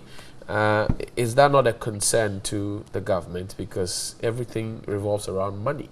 Yeah, certainly one may be able to point out certain specific aspects and say that there are some challenges here and there, and one would not pretend that the economy has within 1 year suddenly be totally healed, because looking at the challenges and the weakened state of which we found the economy in January 2017, it is possible that there will be a few other challenges that will be left that will still be tackled. But again, like I said, this is a report that is also even going to strengthen us not to be complacent, but even to be more focused on ensuring that the very important programs that were started and the very feats for which this response has come out will be sustained through and even improved further. And if there are some more expectations that Ghanaians between this year and the year 2019 would expect, you know, because I would want us to refrain from the narratives of the past where major interventions and policies had to be waited until the election year when they are rolled out. I think gradually we appreciate, you know, we appreciate the maturity of the electorate, that they want to see their needs met, not with political, you know, enticement attached, but they want to see that really the government cares about them. Really, the government's policies respond to their needs, and the governance and all the tenets of governance. Let's move on. Well positioned. Yeah, you know, it's important for viewers to understand the background of this research. Okay, Dr. Bosman is a lecturer and head of department of the political science department of University of Ghana. That's correct. Okay, the research is his personal research. It's not a research of University of Ghana. So that thing has to be known. And in trying to talk about the person and the entity that does the research, in his presentation, it is clear to you that the person and the entity that does the research is just as important as the findings. But and he didn't do the research alone. He didn't conduct it. No, check who did the research. He did with other I'm just saying, check is not a University of Ghana research. Right. Okay, University of Ghana will not do. These were individuals who came together. Yes, yes, it's not a University of Ghana research. Let me you can check it. Okay, allow him to. That's one. And secondly, you know, I was drawing his attention, and he wasn't here earlier. And I'm saying that, you see, when you want to be taken seriously, you need to do things gauging the mood of the country, and especially of your supporters. This is a political party whose supporters have been up in arms against their own appointees because of lack of jobs. The jobs that were promised them are not available. And you turn around to clap and say that you are doing very well. How have they been up in arms? But you are well aware of the kind of demonstrations, destructions that have taken place. All the problems of the invincible forces of the Bolgatanga Bulldogs, of all those things, are hinged on jobs. And they are claiming that they had been promised some jobs which are not forthcoming. Okay? And then they take the law into their hands to go about claiming the jobs themselves. Okay? So, we need to move on it's a worrying because thing. we've had so much time on It's this. a worrying thing. I'm grateful. We've had so much time on this particular. We need to move on. But just in a minute, Ricky has sat for a long time. Yeah, but just with I was going to take actually as over to the other research on Charlotte to say, but it's up to you. Who talks? Me? Yeah, well, just it's me. I'll go ahead and say that. With your indulgence. You've had a good time. Yeah, with the indulgence. I think that first of all, Ricky, hold on. 15 seconds for you. Yeah, with your indulgence, I'm doing my research, my PhD research with the University of Ghana, Political Science Department. I understand and appreciate how these researches go. So if one is to single out an individual and they would want to find certain flaws in the research and to insinuate that there will be biases, that is completely flawed. Thank you. Completely flawed. Thank In you. matters Ricky. of academic research, these information will have to be appreciated. We will have to refrain from agree. Your point is well noted. And again, to respond Ricky has the floor to the bulldog and all those. You see, in the first 1 year, a lot has been done in terms of jobs. This year alone, as per the budget, we have 100,000 jobs that are projected to be given. We'll talk about job creation because it's very critical. And talking about pockets of concerns that were raised, these are completely not in tangent with the subject of discussion. Ricky, you have the floor now. You want to tie it in with the research? I think there's a much more, for me, much more worrisome research that was done that apparently says that Charlotte Jose is highly mistrusted. And there was a gentleman in the studios here who... Dr. Abesagma. Yes, who made a very, very passionate... He's actually the executive director of yes. I would usually not take such people seriously, but I did take him very seriously. Because one thing that caught my... Why don't you take them seriously? Because they are all jointist projects. And I finished Legon in 1994. And the same political science department. And I think that, with all respect, I am not too proud of pointing my finger in that direction anymore. Why? That is another matter for another day. But I'm interested, I'm curious. Just give me a... Because I think that the credibility of the department is suffering. In my time, political science department, Professor Nisin, Professor Mike Okwe, Professor Ayi, and Kofidra, Mr. Kofidra, they and visiting lecturers like Yakubu Saka held themselves in such a manner that one felt almost privileged to learn at their feet. Whether we like it or not, it's like being a minister. Once you have the opportunity, a minister of God, I mean, once you have the responsibility of imparting knowledge on people, the best frame of mind is for you to appear to be unjoinedist. So that, but you've taken me away from the point. Let's go back to the point. I just wanted to understand why you don't want to point. I'm not too proud about pointing my finger because the face of the political science department has been consistently controversial. Okay, let's go back to the research about... Now, the gentleman said something to the effect that the media houses and organizations should be very, very careful the language they use when they are describing certain institutions, because that then feeds into, or that then engenders a kind of perception. Framing. Yes, you know. And I think particularly Madame Charlotte Jose has been one of the most derided government appointees in the history of this country. And I've been alive and active since 1992. So the 25 years of democracy that we are, the Fourth Republic that we are celebrating, I was not just a passive participant. I voted in the referendum that brought in the constitution and voted in as many of the elections that came in afterwards that I thought was necessary. So when we malign the chairman of the commission, our electoral commission, we are doing ourselves a major disfavor. Because that is the one institution that ensures that we have elections and that we have a peaceful transition. At the dawn of her appointment, there were malicious insinuations of the qualification for this job. And I don't want us to relive the way we have mistreated this lady. And I am, occasionally I tell my women lady friends that they have sat down for us, the men, to treat this woman as though, since when was a man accused of getting his job through sex? I mean, and we allow this to happen. And then we go out and do a research and we say that she's highly mistrusted. This woman has held superintended in an election that saw an incumbent lose and an opposition win. Nobody said thank you. She's been considered for an award somewhere, I think Chatham House in the UK. Right. Somehow, some people are too puritanical enough to write a letter to discredit this lady. But we are enjoying a peaceful transition of one government to another, and we thought it was an accident, and some of us will pretend that it was our vigilance. Listen, whatever we are doing to this lady is going to the very root of our democratic project. Do you think she's being witch hunted? I don't like the concept of witch hunt. I just think it's being unfair. It's being unfair. If anybody has any grounds to believe that this, we are the same people who say go to the courts, go to the courts. Look, I hope that I'm not cited for contempt because there's some investigation going on.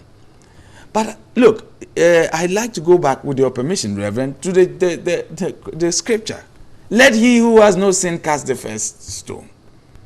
We are all up in arms talking about how she and her deputies cannot get along. This is not the first time in this country that somebody and another have not gotten along, especially when these are political appointments. So the point I'm simply making here is that some of these researches have their problems. But this particular research, I took note of because the executive director particularly called upon the media to be very careful. And he made a very beautiful illustration of how the media, consciously or otherwise, sets the agenda. And he tells us how we interpreted His Excellency's statements with Al Jazeera. I personally sat here and I said that I did not think that what he said was untoward. But somehow, some portions of the media decided to interpret it in such a way that it looked like the president was condoning or even encouraging. But again, I don't want to say that we should not expect so much of the media, but we need to be very, very careful exactly how we do this. I thank you very much. Very, very important, the point that Ricky has raised, the concern that the Electoral Management Body, Electoral Commission, is a very important institution which plays a central role in our democracy, in our democratic efforts. And I'm pleased that the matter is before an eminent committee seeking a resolution, and every measure that will be put in place to ensure we safeguard the credibility of the Electoral Management Body that we have since fundamentally underpinning the credibility and the independence of the electoral Management Body also comes along with the conduct of the people in leadership. And I'm sure that if there's any conflict that has ensued, that can easily be resolved so we can restore the credibility and ensure the going forward. Certain personal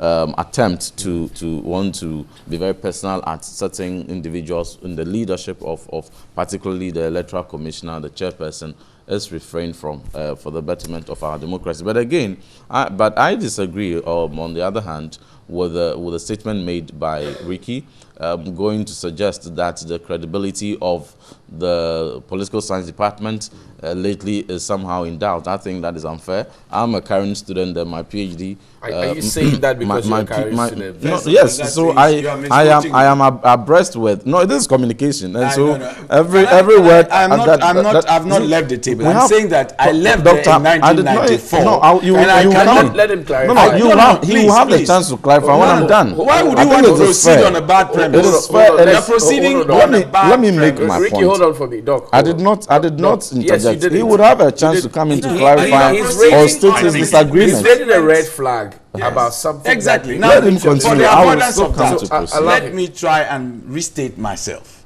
I left there in 1994, and I mean that because I consider that the golden age of the political science department. And I am saying that I do not point at it with pride anymore. Right.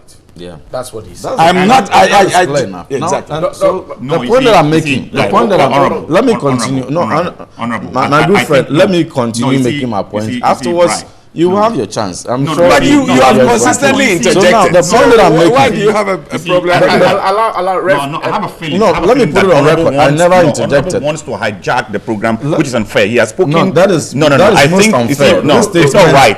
I think I take exception to that. No, check since he came. Who has gotten the chance to speak? I'm giving the chance. No, so you're given a chance to speak. Tells me to stop. No. I take exception to that. No, seriously, you have to retract that. Seriously, watch. Doc.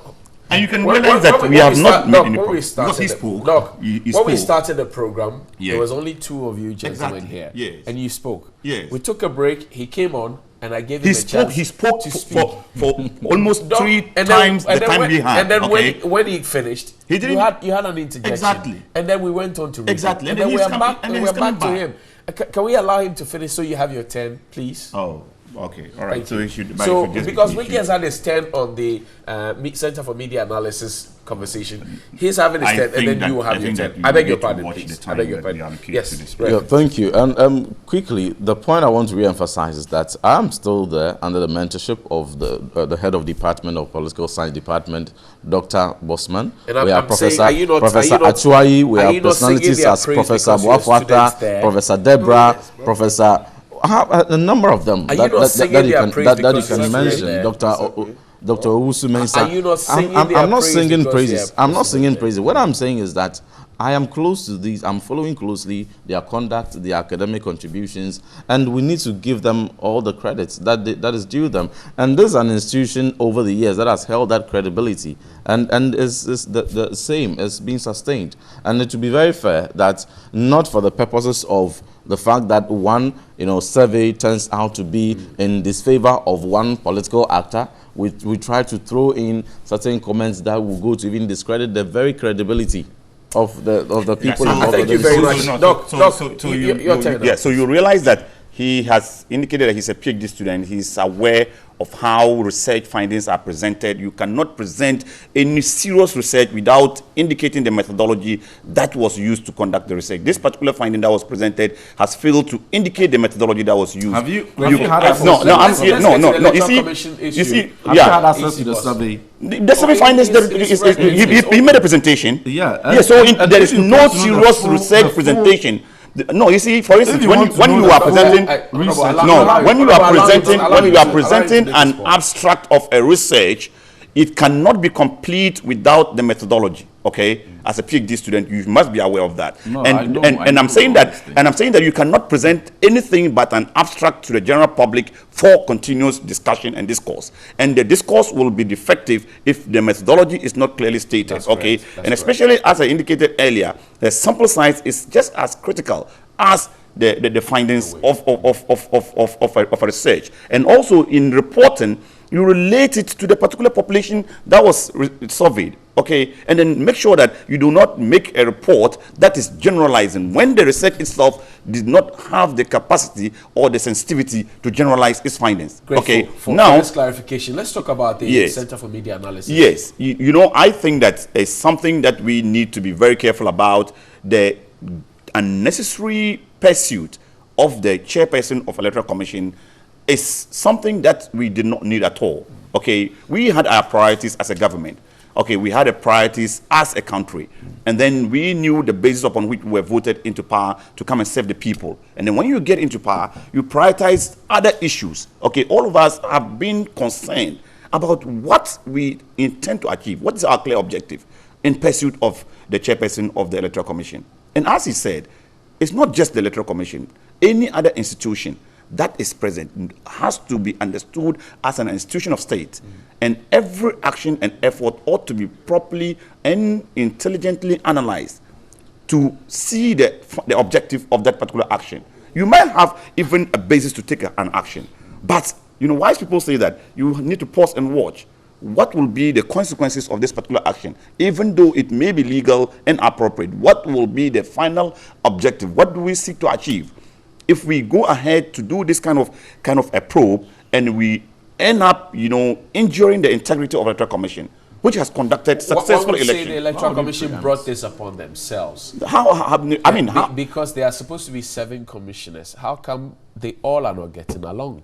No, you see, like you said, it's not the basis of not getting along. First of all, we're getting along or not getting along. The issues of financial I'm saying that the issues of financials, we all are aware that state institutions are audited by the Auditor General's Department. Okay, the Auditor General's Department will produce annual audit reports, which goes to Parliament, which will then be analyzed and investigated by Parliament Oversight Committee. Okay, so if there's any financial issue, it is the Audit Department, or I mean the Auditor General's Department, that would institute a probe, okay, and investigate. And I'm telling you that there is no way the Electoral Commission will not be audited. They do have internal and external audited, and any financial malfeasance that happens at the commission will be picked up at the audit level. And it is not a probe that would determine, you know, a financial malfeasance. Dr. Zakaria, do you not think that 7 commissioners who cannot get along, or so it seems, must be of concern to us? I'm saying that, first of all,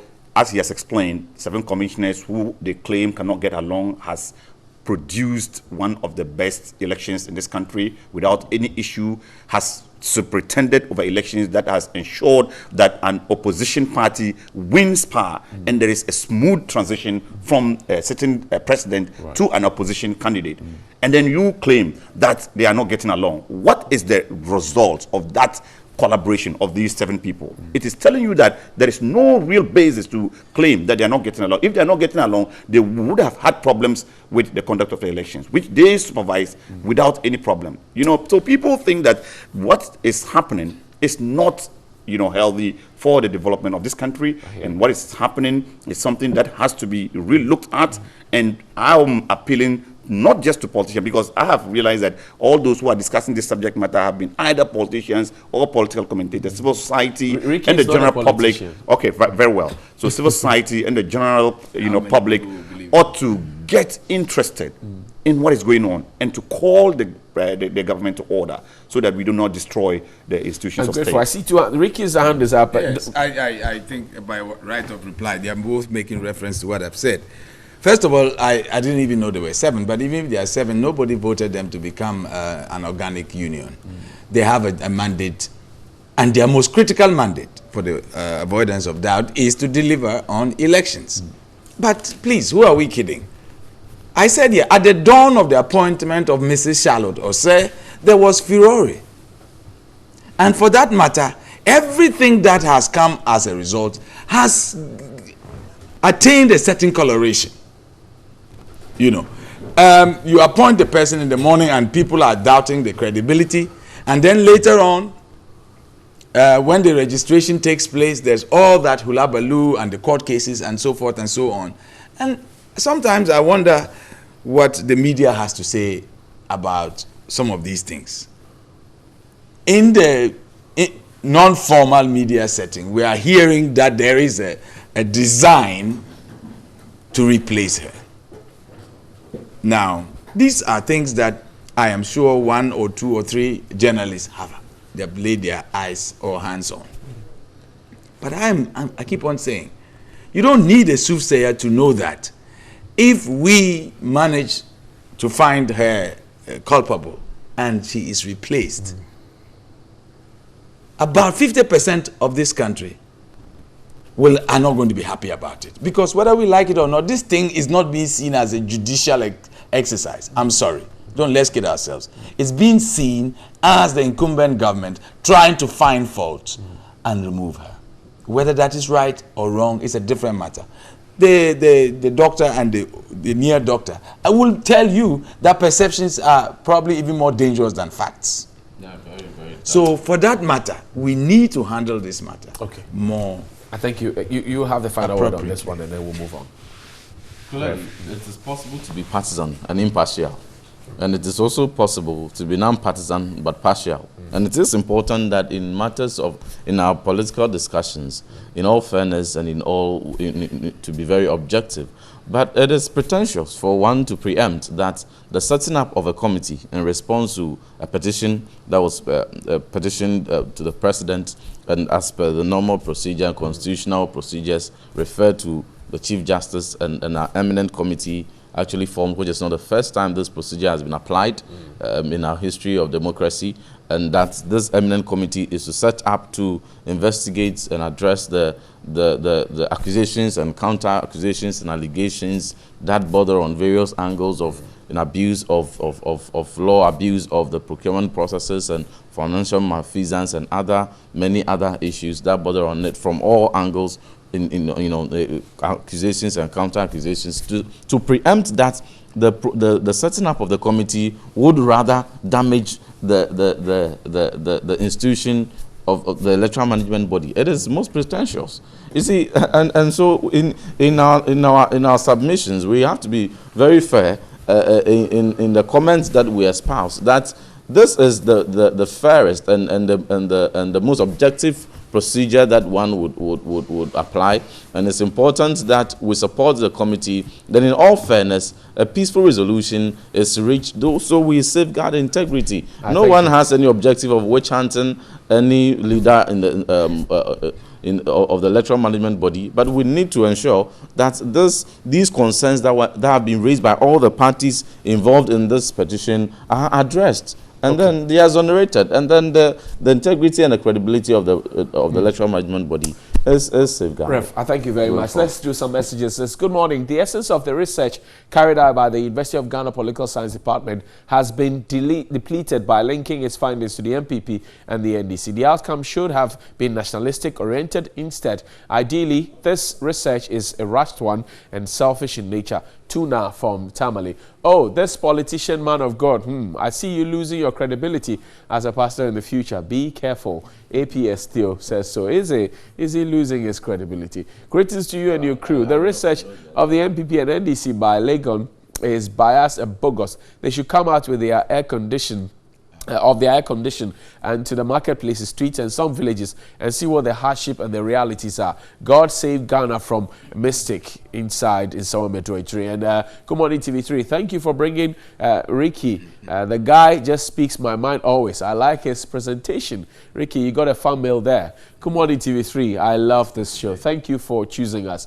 Good morning, TV3. This survey was a misplaced priority to that political department because for now, the good people of Ghana are interested in how they govern, which will determine the outcome of the 2020 election. This survey should have focused on governance. Philip Ying in Tongo. Good morning, TV3. For the first time in the history of Electoral Commission, the polling station officials were given monies to cater for themselves. Madame Charlotte Osei is a visionary leader. Philip Ying in Tongo said. Good morning, Johnny. Please let the MPP man know that teachers and nurses trainees are being deceived and will soon hit the streets across Ghana. The allowances were paid only in October 2017. And as we speak, it was not paid in November and December. If it must be restored, it must be restored well. As for that research, only God knows, because I don't see why, with all this high cost of living, evolving light bills, water bills, fuel prices, etc., Ghanaians will still prefer NPP to NDC. I can't think far, but we in NDC will look at the issues raised in that research and work on it accordingly. For us in Pandai. Good morning, TV3. Collapsed Ghana economy is fixed by President Akufo-Addo and MPP government. A broken economy is recovering gradually by the competent team led by Dr. Bawumia, because they are not suffering from dead goat syndrome. Opposition parties shouldn't confuse the current government because their parties are allegedly already in a confused state of destruction. Ghanaians want jobs in order to make their standard of living. Nana Albert Chugwaja in Akachi South District of the Volta region. I strongly support the points made by Ricky. Another fan mail for you. Taking away politics from this topic is really unfair and unfortunate. Look in Tamale. NPP got it all wrong. We voted them to change our lives, give us jobs, not changing dates and putting their names on things they never did. Mauli Bizat in Aflao sends that one. Okay, so let's wrap up, gentlemen. And wrapping up, we're told that the minister for the Ashanti region says we'll flash out the Fulani herdsmen, a matter that has been on our neck. The Kumasi High Court ruled on it in 2012.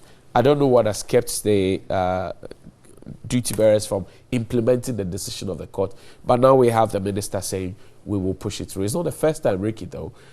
Have you any hopes? Why would I have hopes when things have not changed? whether we like it or not, the grapevine says the majority of the cattle actually belong to government appointees. And this one has no political coloration. So the Fulani people that you find there, first of all, that all the herdsmen are not necessarily Fulani. And secondly, that even if they are there, they have been commissioned by people of high earning ability. They may not necessarily be politicians, but they have money and they've got the cattle and they've asked them to take care of the cattle for them. And it's important to also remember in this discussion that being a Fulani does not necessarily mean that you are not a Ghanaian.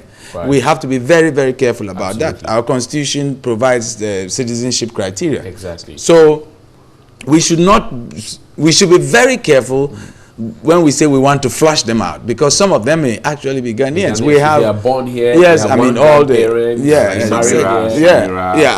you know. So we have to be very, very careful how we deal with this. Unfortunately, over the years, politicians have sacrificed the welfare of the Agogo people on the altar of votes. And for that matter, we have not, tackled this matter head on. I don't know about flash out. We just need to manage this thing properly. The Americans have ranches. Maybe we have to do that. People should be honest and come out and say, look, I've got 40 cattle that are under this person's what have you. And go out there and get a demarcated area, fence it lightly, and keep their cattle there. Because the continual killing of people from both sides, it's unfair. It's not necessary. Right. Thank you very much. Doc. Yes, thank you. This is a very serious issue. It's been perennial. It's been something that has been happening. And I think that as a government, we need to look at a comprehensive solution to the problem. The courts gave us... Okay, no, you see, that is not the way to go, in my opinion. Like he was explaining, in Botswana, we have a system. In fact, they are a leading, exporter of cattle, and they do not have these problems that we have. The basic problem we have, as far as this Fulani herdsmen issue are concerned, is land tenure issues. Okay, and there's the need for that issue to be comprehensively addressed. Okay, the free range system is bringing about these challenges. You find that the grazing has been a big deal of an issue. And so we do not say that let's flash out this, let's flash out that. We need to have a comprehensive solution to it. Other countries have done it. Botswana, as I said, has done it very well. And the way they have done it, we can emulate it here and ensure that we do not, just infringe on the rights of people just because they are perceived to be, different tribes. Like you said earlier, we do have Fulanis who are Ghanaians, and our second lady, we are all aware, is a Fulani, but he's a Ghanaian. Okay, and we know of the Ramadans who are even appointees of states. Right. Okay, they are serving the state, and so you cannot just say because somebody is a Fulani, the person is not a Ghanaian, and you're going to flash the person out. You need to deal with the problem comprehensively by ensuring that the land tenure issue, which is the foundation of this problem, is addressed, and ensure that there is a sanity in that industry. The political will has always come in the middle of implementation. Is there political will? Must we hope on this government to deliver? Boldly, political will is what we need to solve this problem. And I always say that we cannot pretend here that we do not know the causes and the effects and the solutions to this problem. We have discussed it time and time again. And I think that as a country, if we really want to root out this madness, we will.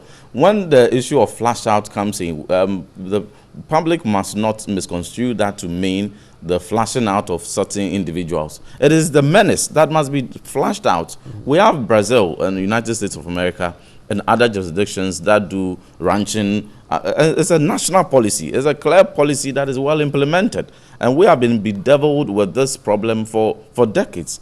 And I would want to signal this appeal to the Minister of Interior, the Minister of Food and Agriculture, the Minister of National Security. I would want to see, cabinet, commitment on this as a personal appeal, because now in certain areas as Agogo, and Kwewu and some other areas where this menace is actually haven't become very problematic, they are day by day, they are living in that state of fear, and very soon, if care is not taken and decisive action is not taken to address this problem, you are in government people might want to take the law in their hands. And that is the appeal that I'm signaling. Okay. Yeah, because there are some experts, some experts have argued that we have taken up a lot of fights and we have to be measured in the number of fights that we climb together. For instance, Galamsey, and they fear that if we have to add on another fight, but I think that this is a very critical fight, that if possible and we can fit in somewhere, it is a priority. We do not want to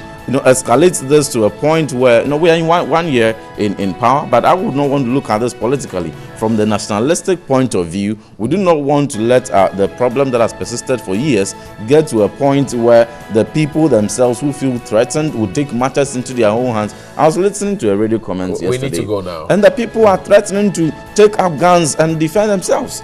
We shouldn't get there. We can solve this. Unfortunately, yeah, this can be solved. Reverend Honorable John Intim Forjo, the MP for Asin South, has joined us. Thank you very much for your time, Reverend. And Dr. Zachariah is an academic don and is also a member of the NDC. Doc, thank you for your time.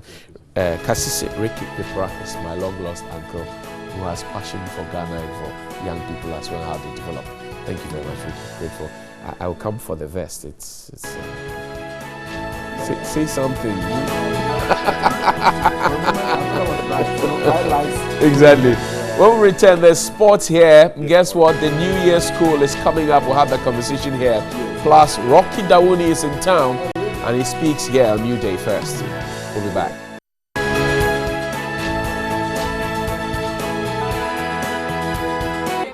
And that is the sensational, the global, the proud African Rocky Dawuni there with the African fever. He's next on the show. But first, let's have a conversation about a phenomenon that's continued for 68, the 69th. It's the New Year School put together by the University of Ghana School of Continuing and Distance Education. I've got here with me Professor Michael Tego, the Dean of the School of Continuing and Distance Education, College of Education. Prof, good morning. Welcome. Good morning. Happy New Year to you. Same to you. And how are you doing? You look very well. Oh, thank you. It's just the grace of God. Also with Prof is Dr. John Boateng. He's the head of the University of Ghana Learning Center's School of Continuing and Distance Education.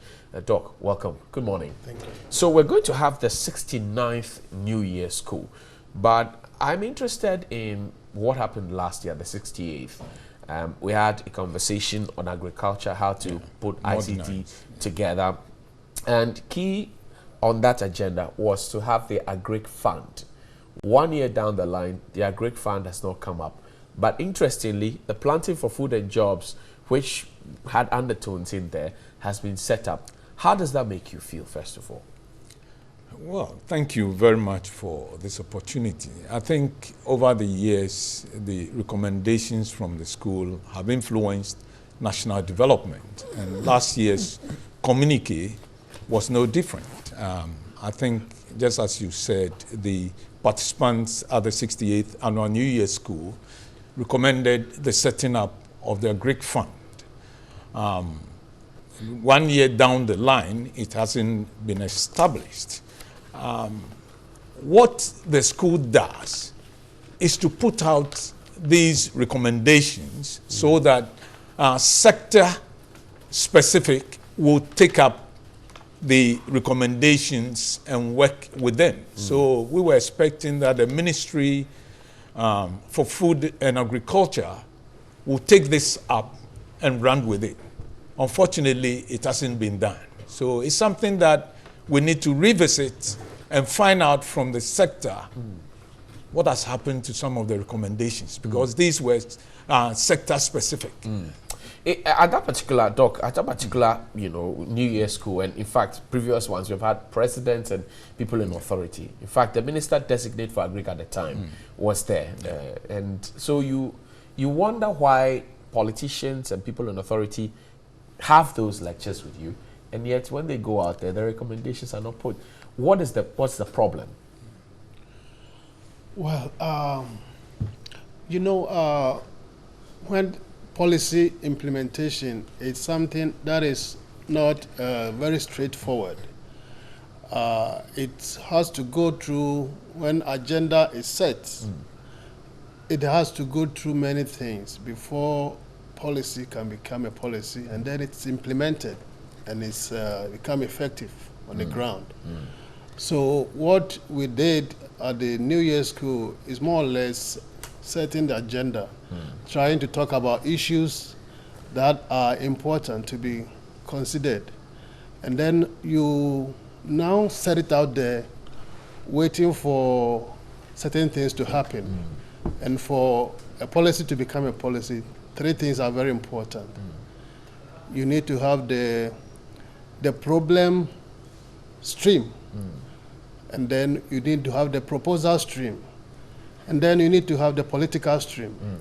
When all these 3 couple together, it becomes key that there will be opportunity for a policy window to open. So what's missing in this case?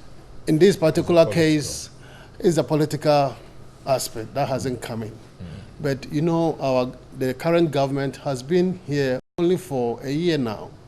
So many things are on the agenda, so it needs some time. I believe that when we give in the necessary time, the appropriate action to take. Pastor Tego, is it a case that recommendations are made by the New Year School and then politicians will pick and choose? Because I can imagine that before the school, when the school started, politicians didn't have what they call manifestos. But over time, they started developing their own. Could that be the point of conflict, that they pick and choose now what you recommend to them? Well, that is part of the problem. That is part of the problem. You and I know that when parties are campaigning to become governments, they throw out the manifestos. I mean, it's the manifestos that give them the mandate to rule. So they come in with a manifesto, but we are also saying that though they have the manifesto which become the background for developing policies, they should also listen to the citizenry. The New Year School allows ordinary people to come together to shape policy. And for me, I think is one thing that governments should become interested in. Governments should value the outcome of the school. But Doc, you see, Prof, sorry about that. Policy will come about if you have legislation. So if the legislation is not there, how do we get the policy to respond to that? Yeah, like what Dr. Boateng said. You see, the recommendations are recommendations, but sector ministries must recognize these recommendations and begin to put them into the policy framework. Then you can legislate and they become operational. Right. You know, at the school, we didn't talk about the agri fund. We even talked about an e-policy, right, which should also be formulated. The school just recommends, but this is something that the ministry has to recognize as very important to the modernization of agriculture, and then start implementing, working with the recommendations, and then fashion a policy on e-learning. We'll come to that e-learning thing, but I want us to stay a bit on the fund, the Agri Development Fund that you said. So putting it in perspective, there's the Agricultural Development Bank, which was set up primarily for some of these things. Now, the basis for asking for the policy, the fund to be set up, is one, to encourage the youth, to provide incentives for people who venture into agro-business, and for institutions that support it. These are critical areas if we want to get the planting for food and jobs running. Why is nobody listening? We talk about the youth, we hear the president talk about the youth, the minister, we hear people talk about, to the extent that the Agric Bank is no longer really performing its mandate. Why is nobody listening to you? Well, it's a question that we need to address to our policymakers. You see, interestingly, you can go to a ministry and tell the ministry that do this. But we expect that the ministry would recognize this recommendation as very important to the growth of agriculture and to job creation. So if a fund must be established, we expect that the stakeholders who matter in the setting up of the fund should initiate the process. Right. Like Dr. Barton said, we should initiate the process and then bring the stakeholders together. All who matter in establishing the fund should come together and then kickstart. Dr. Barton, there's a big talk about ICT in agric to make a geospatial data that we must develop and everything else. But the recommendations in the 68th, from the 68th New Year School says in ICT we must have computers and laptops and phones for extension officers so that they can access. The telcos must come on board so that internet connectivity is good. Now the Planting for Food and Jobs is being set out, but these things are absent. Do you think in any way that it may stall the whole project, Planting for Food and Jobs, and the good that it hopes to achieve? I don't think so, but I believe that it's a process.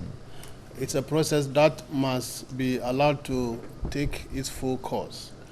It's a whole lot of things, but at any point in time, we do have limited resources, as we always know. And so there are so many issues to address, and you only have so much resources to address but those. we're told that agric is most paramount. It is, yet still there are limited resources. Professor Abraham Maslow says food, clothing, and shelter. Of course, but that is key. That is key, but even within that, there's still some limitation in how much you can offer, how much you can put down on the table to accomplish what you need to do. And that is why I believe prioritization is very, very key. On the ladder of prioritization, on a scale of 0 to 100, where would you place ICT in agric as recommended by the 68th New Year School? Where would you place it? Me as a person, I will put it ICT, because you see, when you look at our system, we need to have some foundations built before some of these things can build on the foundations we have laid. We do have a lot of issues with electricity, for instance, power, energy. We have a lot of issues with human resource. We have a lot of issues with capital formation. Right. We have a lot of issues with even movement, where people live, the kind of connections that we have. People are living in very isolated places that are not connected to the mainstream. And I believe that when this infrastructure is put in place and all the things are working, then when we talk of ICT, it can work as well.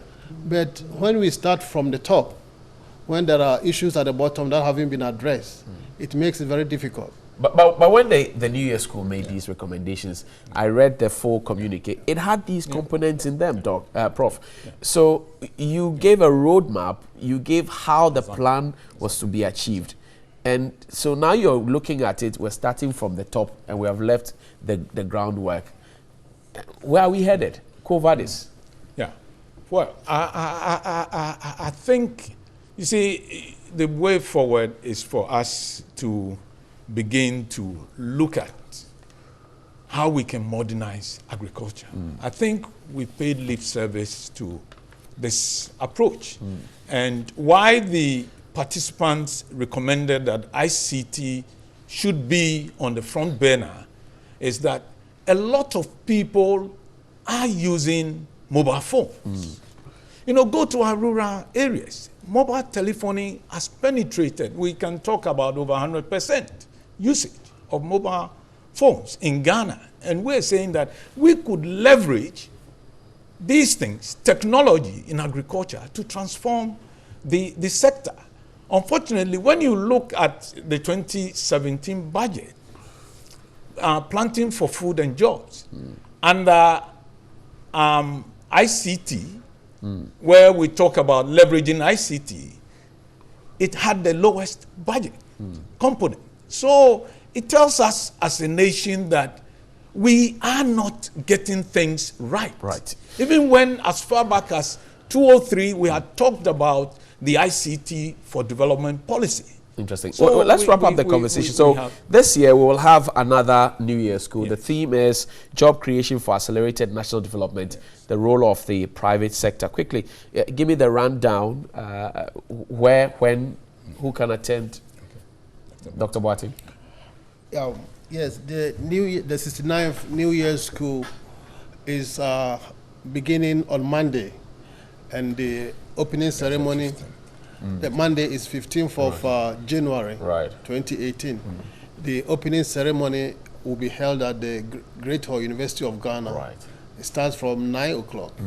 Registration starts from 9 o'clock, and then around 9:30 it kicks off. And it's open to all people from all walks of life. And so everybody is welcome to attend. We are looking for people in the private sector, people in the government, students. Everybody is welcome to attend. 69th, Prof, that will be. Usually a man retires at 60, but we have gone to 69. Will we ever stop at 70 perhaps? No. Why? Because we have discovered that the New Year School has an important role to play in national development. There's no platform like the annual New Year School. And we think that it must be sustained because it brings people together to dispassionately talk about national issues. And this year, the theme is on job creation for national development, the role of the private sector, which we think is apt. Thank you very much. Yes. Professor Michael Tego is the Dean of School of Continuing and Distance Education at the College of Education, University of Ghana. He's with Dr. John Boateng, head of the University of Ghana Learning Centers. I thank you very much, gentlemen, for your time, and I wish you all the best for the New Year School. Coming up is Ghana's answer to the Grammys. Rocky Dawuni. He has a very interesting song from African Thriller, To Take It Slow. Enjoy this slowly as it comes to take a seat here on NewDay. Well. So that was from Rocky Dawuni, and of course he's in studio with us. We're so proud of him, and he's going to shed more light on what he's been up to in the past 2 years. Good morning. Good morning. And welcome to TV3 NewDay. Thank you very much. It's an honor to be here. Yes. We're grateful. So let's just delve into it, Rocky, because I mean, we haven't heard too much from you since your last album, which was in about 2015. So we just want to catch up with you and know what you've been up to in these past 2 years. Well, you know, the album, which was Branches of the Same Tree, pretty much became, you know, one of the first album from this country, or an artist from this country to be nominated for a Grammy, you know. So that was actually a new pedestal for me in terms of my artistic journey, you know. So with that also came, you know, a lot of new opportunities and newfound attention. And so the year has been, you know, I embarked on, you know, a lot of tours, you know, in Europe, India, and then through that too, I also expanded a lot of the social activism work that I've been doing, you know, because, you know, with my collaborations with the United Nations. So this last year too, I had opportunity of not only you know, working with the UN, but I also invited by the, you know, the government of Canada, where I joined Prime Minister Justin Trudeau, and then Environmental Minister Catherine McKenna to travel around the country. So I was a guest there for the World Environment Day, and then I was invited again this year to host the big gathering of all the United Nations signatories to the Ozone Accord. So it's been an incredible year, you know, an incredible year. And then at the same time too, you know, when you have, you know, as an artist, when you have you know, a record that gets to a point where you have such broad-based attention, there's also the pressure as to the follow-up. So, you know, I've been writing and, you know, letting just the inspiration from all my journeys and the people that I've been meeting, you know, shape the record, you know, and that record too is almost, you know, right now done. So I've been in Ghana. I just finished, actually, I was on tour in India, came back to the country, and have been working on the record and, you know, filming videos. Some videos were filmed in India, some videos were filmed here, some videos were filmed in the US. So just repositioning myself for a new album within this year. Very so well. that's in a gist, that's what has been going on. Certainly. We'll come back to the album that you're planning to, you know, come out with. But let's go back to the past. Yes. Who is Rocky Dawuni? Where did you start from? What inspired you to get into music? you know, like, just like every child, when you grow up, you know, there are certain things that, you know, you feel right within you deeply before even your parents articulated that. It's something that you know that it's your calling. Right. You know, so I was born at Michel Camp, you know, which is the military barracks here. My father came from the northern region, my father and my mother, you know, and, you know, from the onset, there was really a sort of freedom. Like in terms of our household, you know, freedom, first of all, in terms of what you wanted to do, freedom in terms of religion, you know, my mom, you know, delved into Christianity, my father into Islam, you know, so there was that pluralism too that was going on in the house, you know, and at the same time too, growing up in Michel Camp too, at that time was during the era of Jerry John Rawlings. So, you know, the barracks was a very charged place when it comes to politics and, you know, just, you know, and there was also the exchange too when soldiers were going to the UN missions, you know. So with all this, I was a child that grew up with all these kind of influences. So I would say that I became a person that, first of all, was, you know, musically, I felt that I needed some means to be able to articulate the things that I was seeing, because I came from an environment where there was so much that was happening. And then, secondly, too, because in the barracks you mix with various tribes too and all that, you also grow up with a much more open world view, you know, which has helped me also in my work with the United Nations and also my musical work. And then also in terms of the discipline too that came with the military barracks, because, you know, if you do something and if you do something and you're not, somebody doesn't discipline you, your neighbor will discipline you and tell your parents. So you like discipline me and don't even tell my parents, you know. So that also, there was that discipline. I think all of that helped shape me. So if I wanted to describe who I am, I would say I am a child of Ghana and also somebody who values innate patriotism, because I feel that we all have to you know, utilize our God-given talents for the upliftment of our own. Right, certainly. So let's go back now to your album. You've done some collaborations in the past with Samini, but the new one we hear is with Stonebwoy, and is there another one?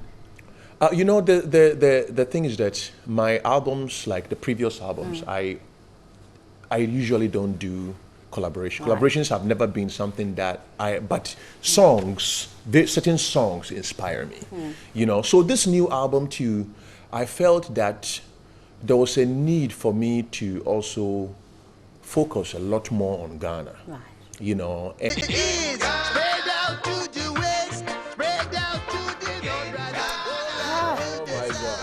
Great show to start with Rocky Dawuni, Ghana's answer to the Grammys, and he's the very first nominee ever, and he'll be joining us later on the show here on NewDay. We tell you we got all the exclusives and you only get it here Thursday morning. How's it going for you? Yesterday was fantastic for me. It was? Yeah, fantastic.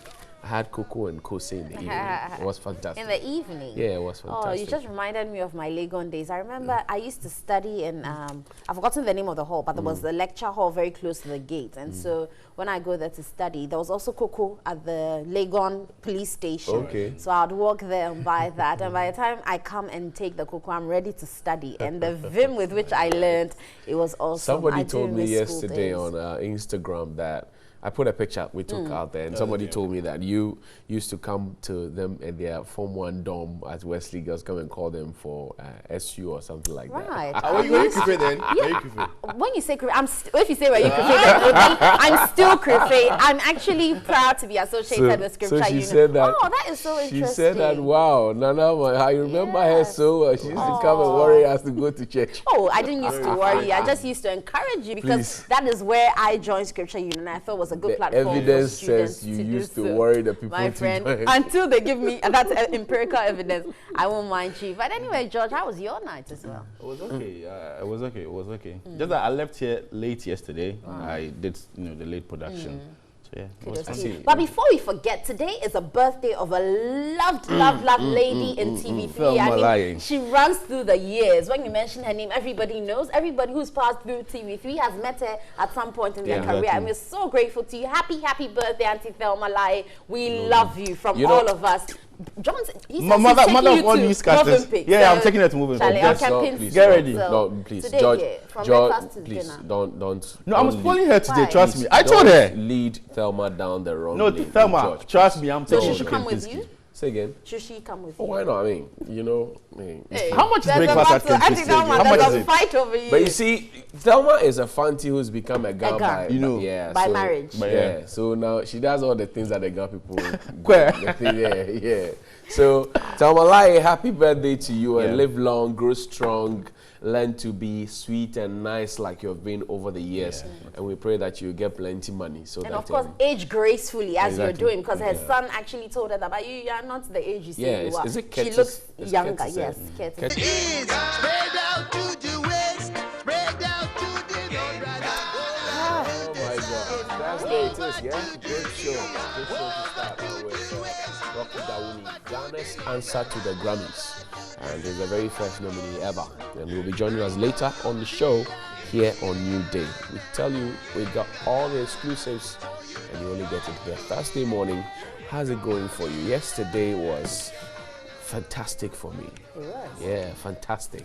I had Coco and Kose in the evening. It was fantastic. In the evening? Yeah, it was fantastic. Oh, you just reminded me of my Legon days. I remember I used to study in, I've forgotten the name of the hall, but there was the lecture hall very close to the gate. And so when I go there to study, there was also Coco at the Legon police station. Okay. So I'd walk there and buy that. And by the time I come and take the Coco, I'm ready to study. And the vim with which I learned, it was awesome. Somebody I do told me miss school yesterday days. on Instagram that I put a picture we took out there, and somebody told me that you used to come to them at their Form 1 dorm at Wesley Girls, come and call them for SU or something like Right. that. Were you Krife then? Yeah. Were you Krife? When you say Krife, if you say where you Krife, I'm still Krife. I'm actually proud to be associated with Scripture so she Unit. said that. Oh, that is so interesting. She said that. Wow, Nana, I remember her so well. She used to come and worry us to go to church. Oh, I didn't used to worry. I just used to encourage you because Please. that is where